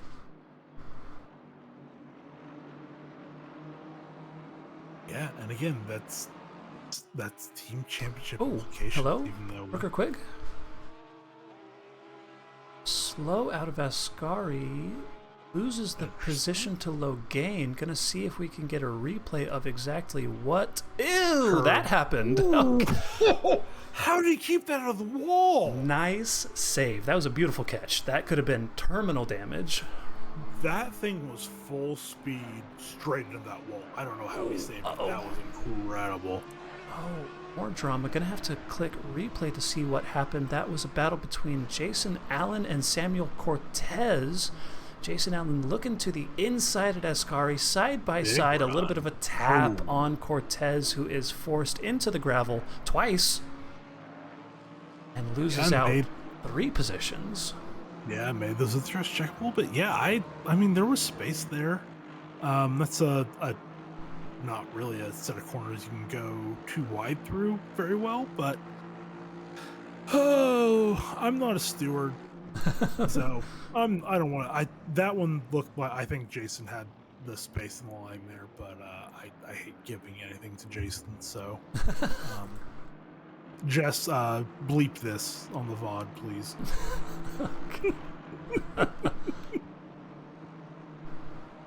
This is Matt Martin on Samuel Cortez. It's going from bad to worse for Cortez. If this Audi has any say going into the braking zone of this second chicane, yeah, that Audi just too strong on the brakes. Another position loss for Cortez, P18 for the BMW. Yeah, and Cortez has some really, really good races this season. So honestly, I think we've seen him take quite a few hits. This race, so I'm not surprised that he probably has a little bit of damage that's maybe hurting him. So Brooker Quigg, despite the oopsie we saw through Ascari, he's right back up on the tail of the Porsche. This battle is not over one bit. Side-by-side action. This is Hartmann on Ruotsalainen, the BMW on this occasion, getting the advantage through Ascari. That is position gained. I believe we saw Elpo maybe take damage earlier in the second half of the race, I believe. And oh boy. Contact on the apex. Both drivers getting their elbows out, still side by side, out of the first chicane, going into Curva Grande. I think that was very fair racing from both. Oh, yeah. And I think, oh boy, who's going to be braver on the brakes? Come on, boys. Do you have what it takes? It's Logain around the outside into the first part of the chicane. Will have the advantage through the second. Brooker Quigg putting the power down, though. My God! How did that work? Wow! He blasted out of the second part of the chicane there. Beautiful stuff. Now, what's Logain got back on him? Or is Brooker going to get away from him? Surely not. 9 minutes left in this race. These boys looking to be fighting to the end. Hartmann, in the meantime, got done did by Ruotsalainen. That's P16 for the BMW driver, P15 for the Flying Finn. Oh no! Oh, on the exit of the second chicane. The 404 car says 404 not found, that tarmac. And he is turned around again. Just a horribly unlucky race for Ilpo. No, one to forget, and Our I feel like team some of goes- those things just not his own fault. Yeah. Our Tim must have had a moment coming out of Lesmo 2, losing a couple positions. Cody Platt being overtaken by Ian Byron. Might as well take the opportunity. I don't think the BMW is going to get it back. So this was going into the braking zone of the Parabolica after the back straight. The Lexus, the huge overspeed. The BMW not going defensive at all, and that's move done. P8 for Ian Byron.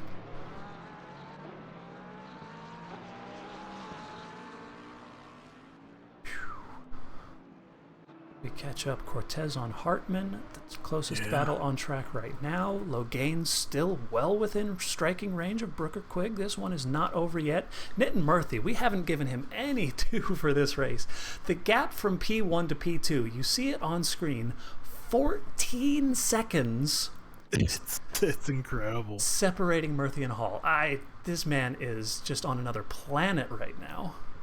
No, he's just hot lapping, and at this point, he's not even hot lapping. He's just driving around for fun. Like he's just seal clubbed the entire field tonight. It's truly incredible. Dude, his best lap 146.855. His last lap 146.892. He's not only fast, he's consistently fast this entire race. Beautiful stuff. He's also our only driver in the 46s. At all. 46.945. 3 laps in a row within a tenth of each other. He's a robot. He's not just best in 46s. He's just doing 46s at this point. It's insane. Unreal. Pace. So this is Archie fighting with Blasini Rivera. Tight battle. This is Cortez, Hartman, and Artim. 3 drivers fighting for P15, 16, and 17 side by side through Ascari. For a second there, Artim will have to back out. The 511 car is... He's not backing out for long. Oh, good drive down the back straight. We'll see who is braver on the brakes into the Parabolica. It looks like for now, Artim going to try to hang it around the outside. Plenty of grip out there. But with the ideal line, it looks like, at least for now, Paulie Hartman going to maintain P16.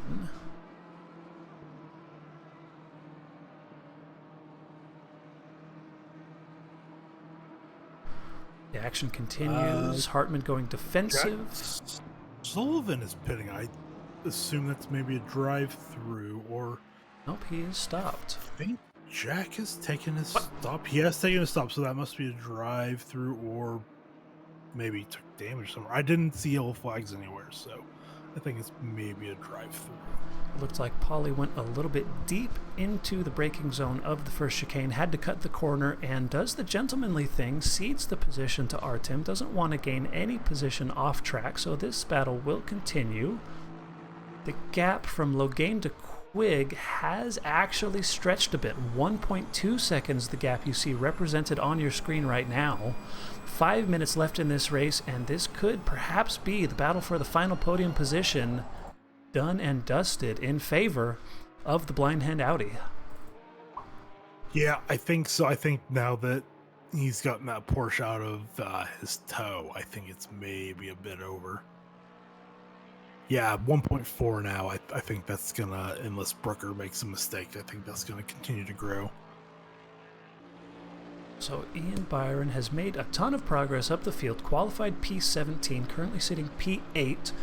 Not perhaps enough time to catch up to Suave ahead. 1.4 seconds the gap, which would mean Nico Suave would be potentially your provisional D2 Silver champion. Yeah, so Fernandez had a 26-second gap, or 26-point gap to Suave, and then 50 to Ian. So Ian would need to gain, and I think Dan is down in P27, so not particularly in at the moment. 27, which is worth 21 points. Ian. Ian would need Suave. to pass Nico and need Nico to drop a lot of positions. So Yeah, I Suave think it's P7, probably- 72 points. Yeah, that's enough points. Yeah. Just Nico's definitely in the catbird seat for that silver championship.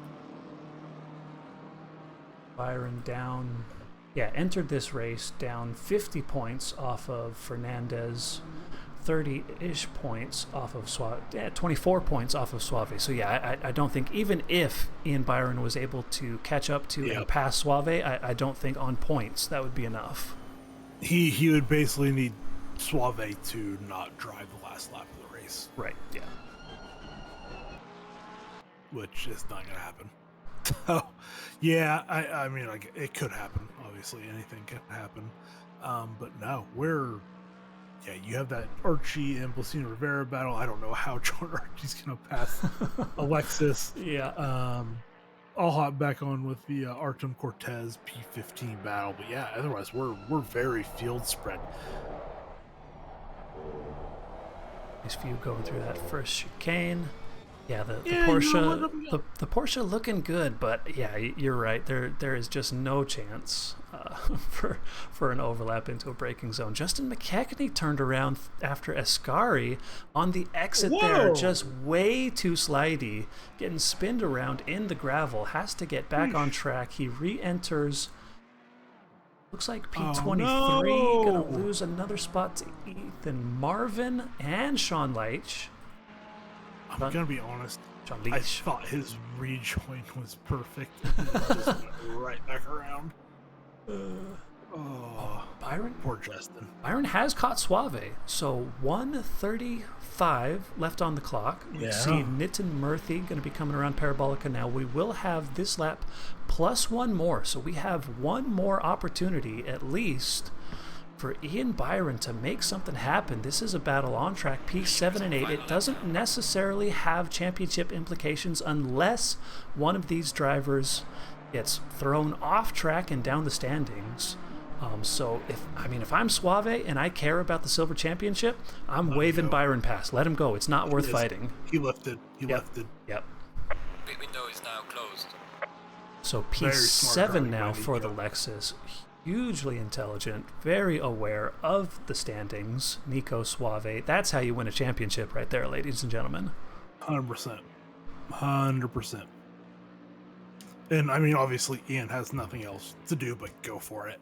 Yeah. Because, Ian's not going to kill him on purpose because that's not Ian. And it wouldn't gain you anything anyway. Yeah, that's a big penalty coming your way if you do that. Hartman on Artem. The battle continues. Yeah. Last lap for both of them. We've got Marvin. I clicked on the wrong driver. Marvin got turned around. Going to try to get a replay of what happened after the second Lesmo.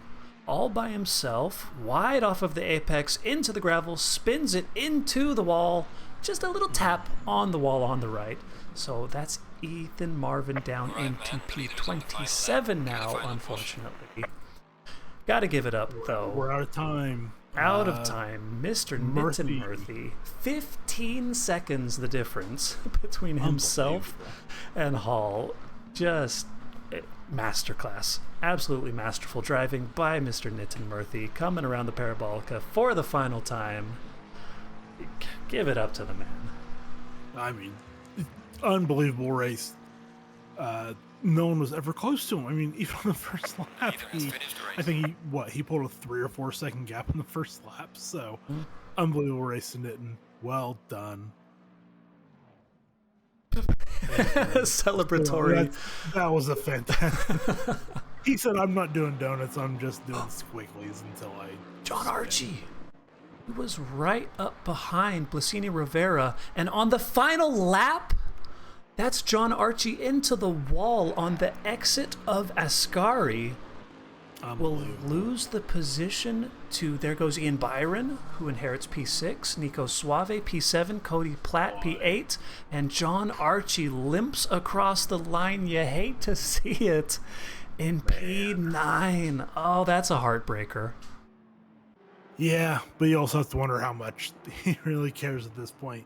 I'm sure John probably had championship aspirations before Yeah. the season started. He's a fantastic driver. The final battle on track. Will Polly Hartman get him at the line? No. Oh no! Yeah, that's kind of why I hate on a lot of these circuits. The start finish line is so early on the stretch. It's like, put it a little bit further on. Let's get some drag races. There we go. So as our final drivers make their way around the track, Whoever I have in pip is doing donuts. That's Nico Suave, I believe, celebrating his silver championship win. well deserved. We'll have to get him into the end of the booth. Absolutely. Let's click it. All right. Intermission scene. So, okay. So we got a lot of people to talk to. I want to talk to Nitin Berthy, and we have to talk to our 100%. championship winners. See, I would say Nitin, Jacob, Brooker, and Nico at a minimum. Yeah. So yeah, all He's in the chat. You ready for Murthy? yeah, if you've got him. Let's get him. Mr. Nitin Murthy, if you can hear us, we've pulled you into the commentary booth. I just have to say, sir, that was perhaps the most dominant D2 race I have ever seen. The gap at the end, over 15 seconds.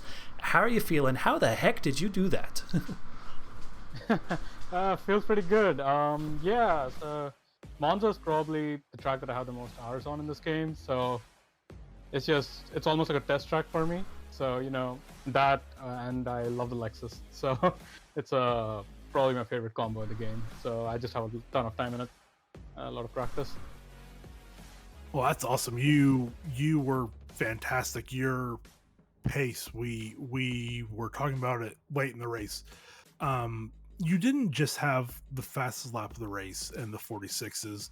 You were the only driver in the field at all in the 46s. So you were the class of the field tonight. I believe you took pole.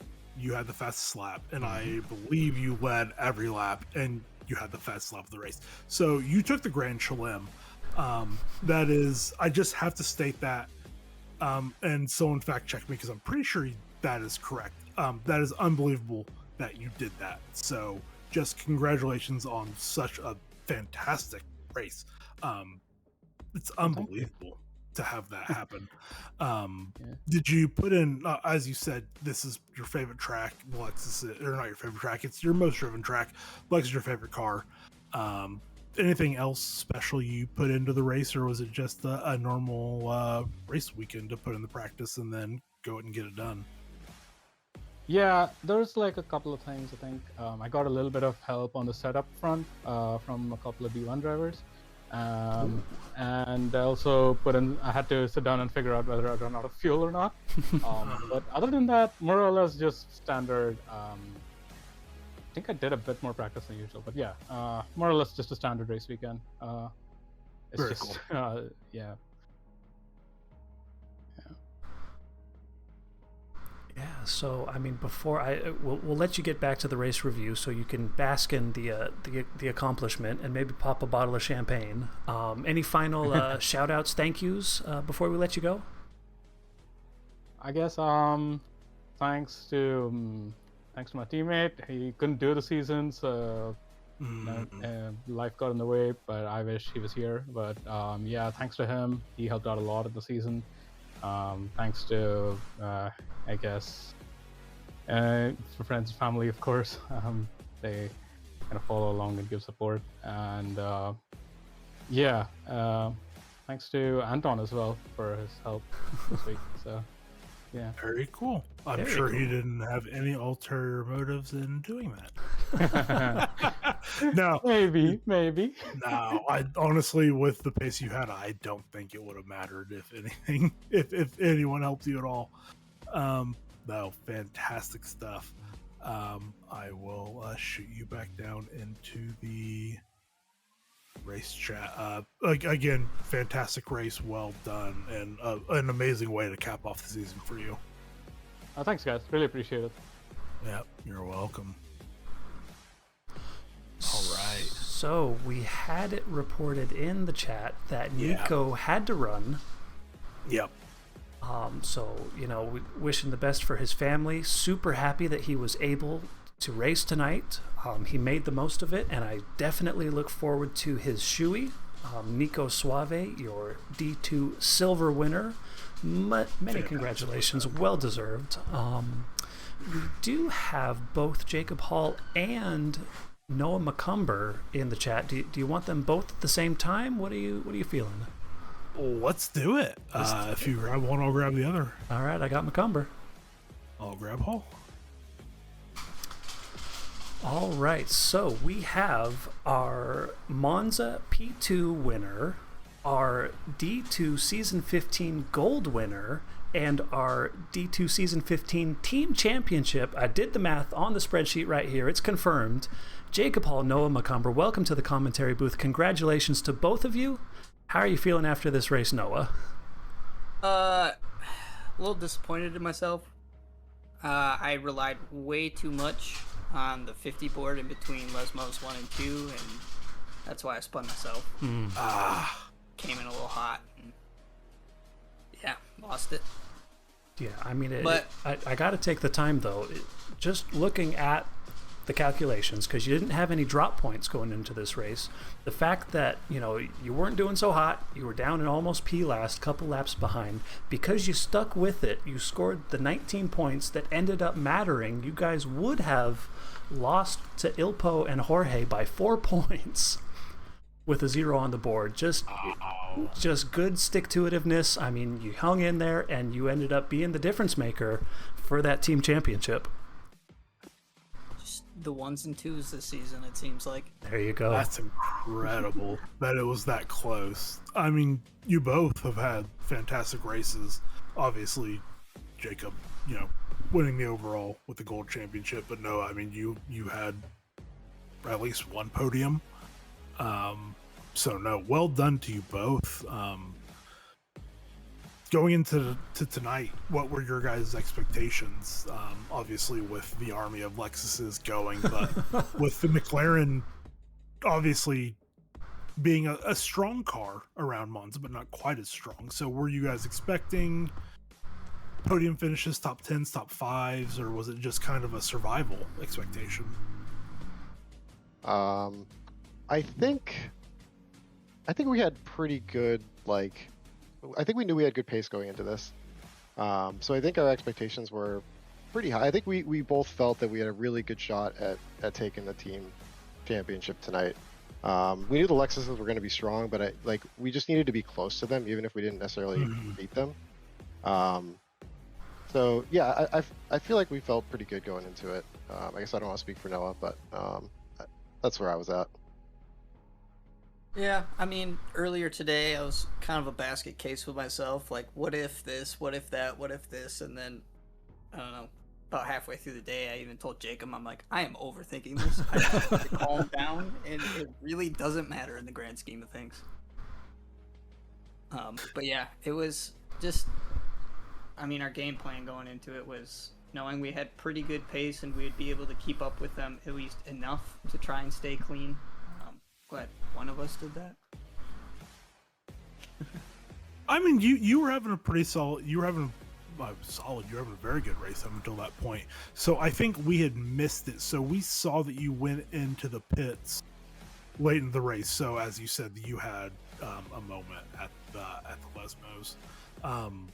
I guess maybe something we missed was the brake marker board missing, or did you just make a human error?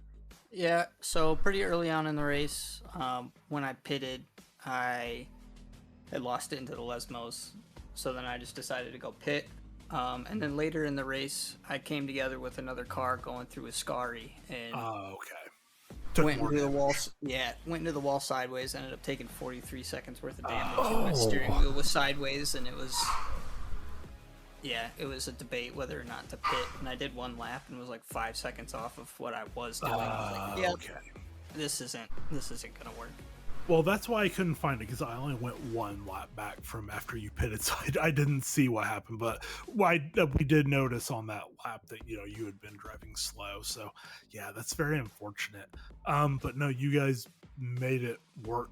By our maths, at least you took the team championship. I think that's probably indisputable considering where you guys have been all season. And obviously Jacob with the gold championship.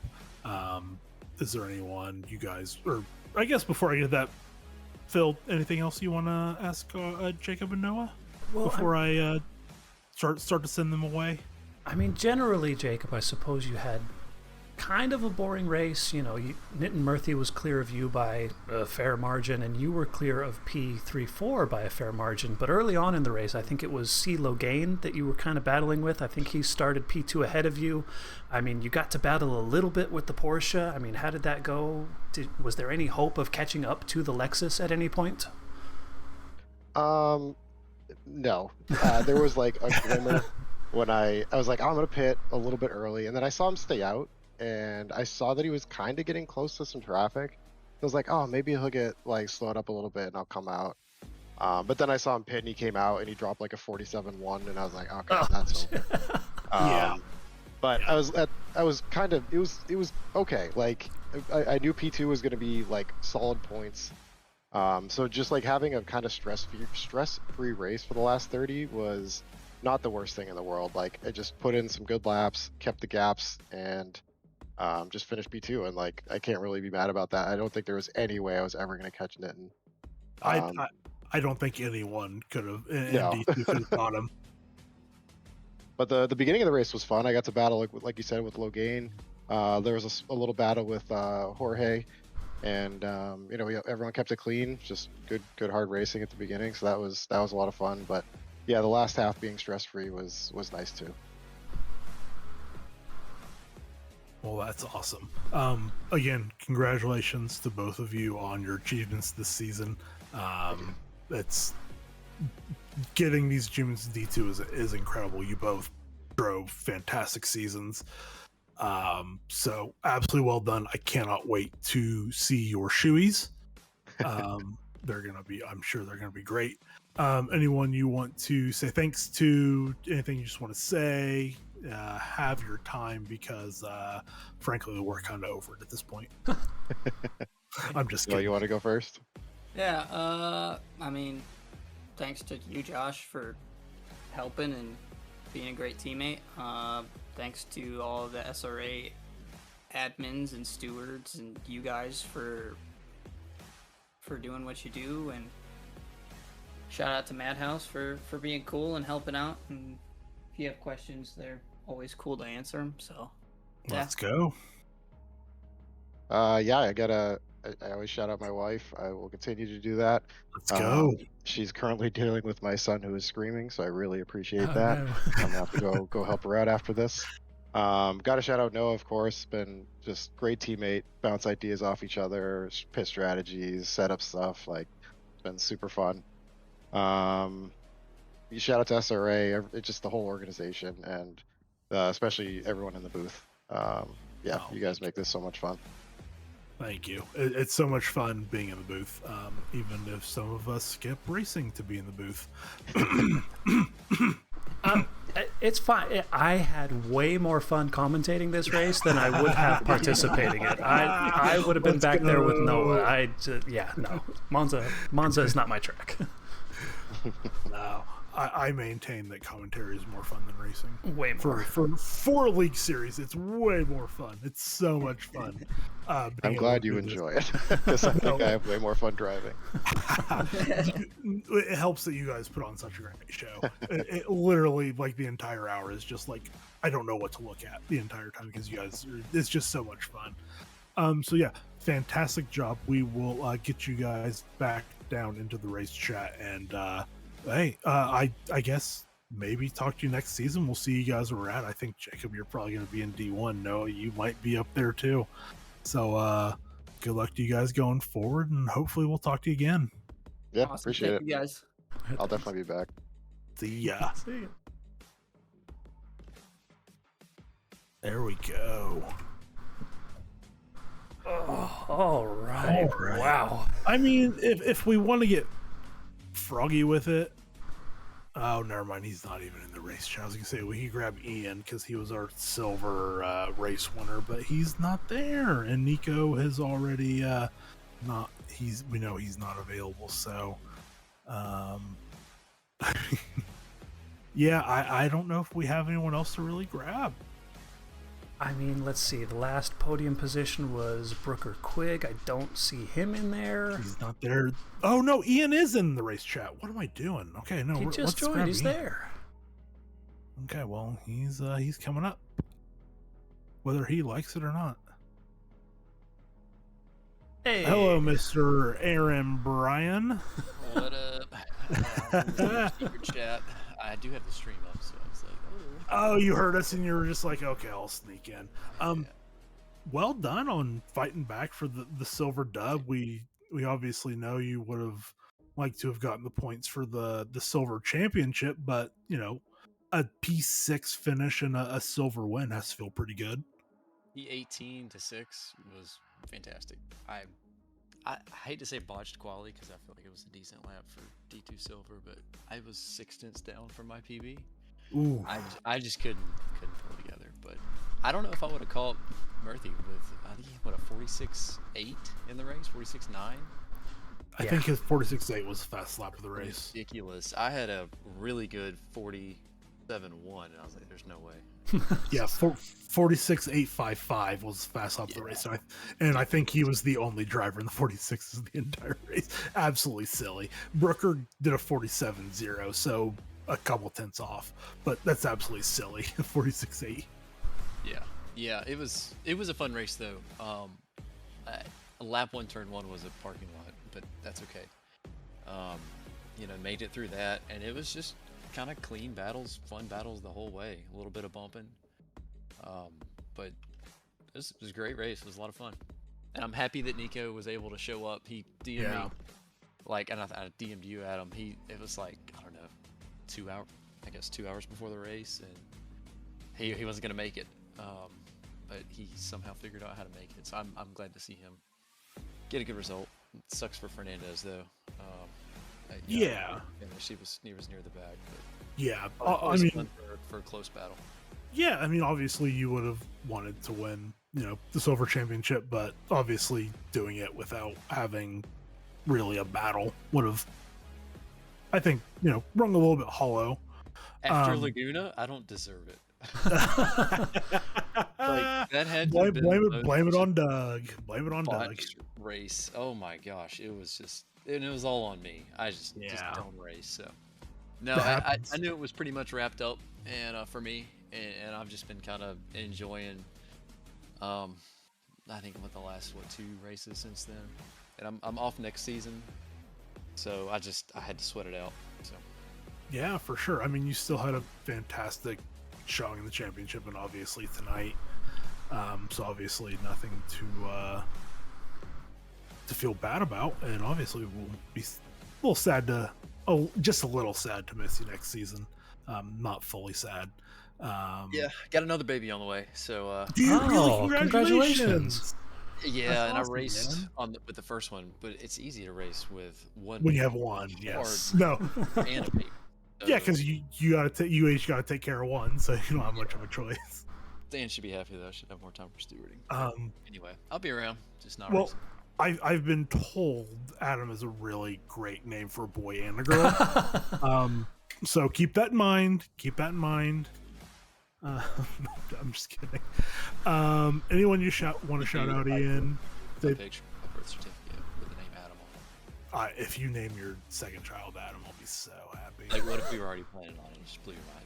No, that would be incredible. Well, I was supposed to be Ashley. I was a surprise boy apparently. So Ashley would be good for a girl. Ashley's a dude's name too, though. You could. Ashley's not a bad guy's name. Yeah, and they're all tough guys. I don't know. They are. They're all. Ashley. No, yeah. I've never. Every guy that's been named Ashley I've ever met is a big tough dude. Yeah. So and I'm not that. So. And here's that. I guess that says something. No. Yeah. Phil, you got anything you want to ask Ian or say? Because I keep trying to send people really quickly. No, I mean, I think you guys covered it. I just do have to say, so I was one of the many who picked you for the pick Ds. And I was feeling a little down in the dumps seeing your qualifying position. And I just have to say, first off, well done. And second off, thank you for battling back. I mean, 12 positions gained in the race is just, I think it's an understated, amazing performance. I think you should be very proud of that result. I did it for the D's. I'm not going to lie. Yes, that a boy. Yes, Kind of yes, sir. I think 6 people picked me, and I could say because they have faith in me, but also it's week 8 and they picked all the good people. Not only did 6 people choose you, it was 2 of the 3 championship contenders chose you too, which is just kind of crazy. Nullifies it, right? I mean, yeah. It makes it make no difference. So legitimately, I did quick maths for it this morning, and I think Phil and Anton both had the exact same picks for yesterday for 1, 3, and 5. So they had the exact same score. So it all mattered tonight, and I believe Phil chose you, and I can't remember if Anton chose you or not. He chose Nitin. Yeah, I think Anton had Nitin. So he had the inside information. So you actually had a really big playback by helping Phil by fighting those positions back. That's my boy. Yeah, that's what I'm here for. And I think Anton wrapped up fantasy. I hope not. Boo! Fantasy doesn't matter. Oh boo! Get rid of fantasy. It's all about pick D's. D's are much more casual. Delete it. D's. Delete fantasy. Honestly, if D's ever gets to the seriousness of fantasy, I'm shutting it down because it's not meant to be that serious. It's just fun. It's just fun. Pick D's. It's never going to get that serious going. No, I won't allow it. I will not allow it. I will legitimately, if anyone wins 2 seasons in a row, they're legitimately getting banned for a season. That's just how we're doing it. You win, congratulations. You get to sit out next season. That's how exactly. It should be. I know Dan and Anton don't want to hear that, but you win, you're done. You beat it. Congratulations. Yeah. No, you won the game. You get to sit out for a season. You get to come back and join everyone else. No, before I go, I do want to give a special shout out. Let's go. Jeff helped me with the setup a little bit. Oh, okay. Nice. Anton, it literally is the last possible minute shared a setup with me last night. Let's go. And they convinced me to not run 5 wing in the Lexus, and it worked out. It worked nice. out. So shout out to those 2. Well, and special shout out for Doug. He was racing junior tonight, and let's go. So yeah, for those not familiar, Jeff Spangler and Anton Rishovich with the setup, and then Daddy Doug Mitchell, aka the back-to-back, aka the GOAT, being the race engineer for Ian. Big shout outs. That's some horsepower. Oh no, you honestly, you could. Well, you know what? You could. I mean, Doug's back-to-back. Jeff went back-to-back. Jeff's back-to-back. Anton's gonna be back-to-back eventually if he can get his shit together. Honestly, Anton is gonna be one of the fastest drivers in North America in the next couple of years.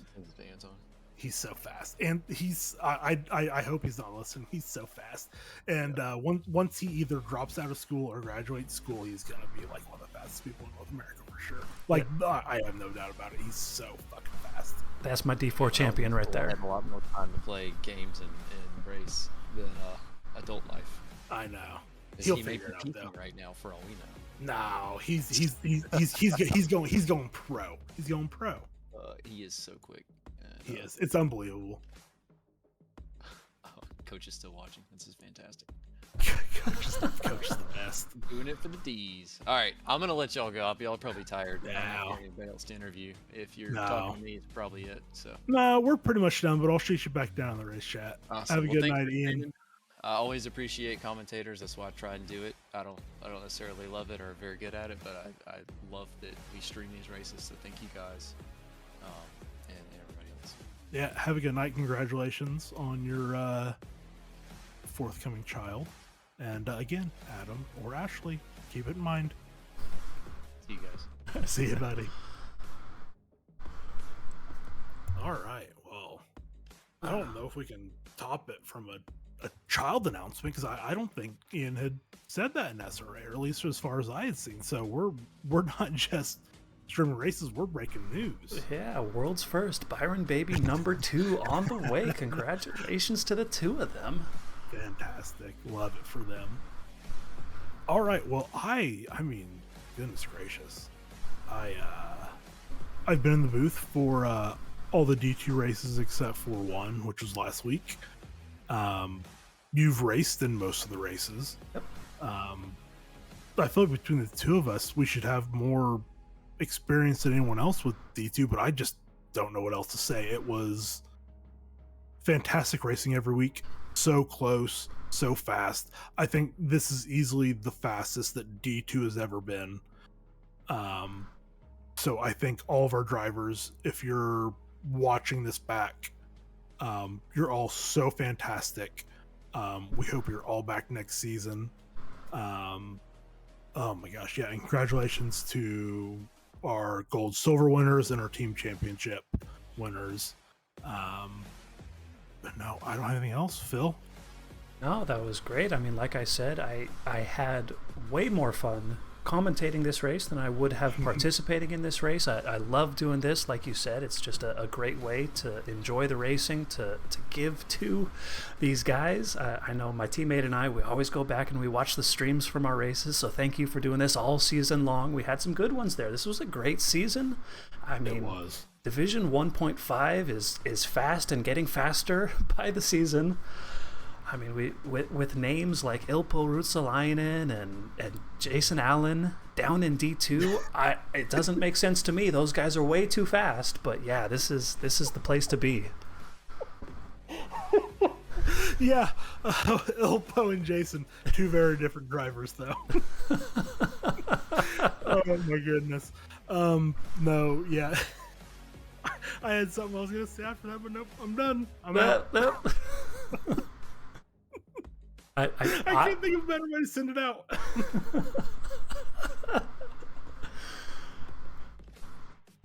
Thank you, everybody. Oh my goodness. We're gonna click end stream now. See you next season.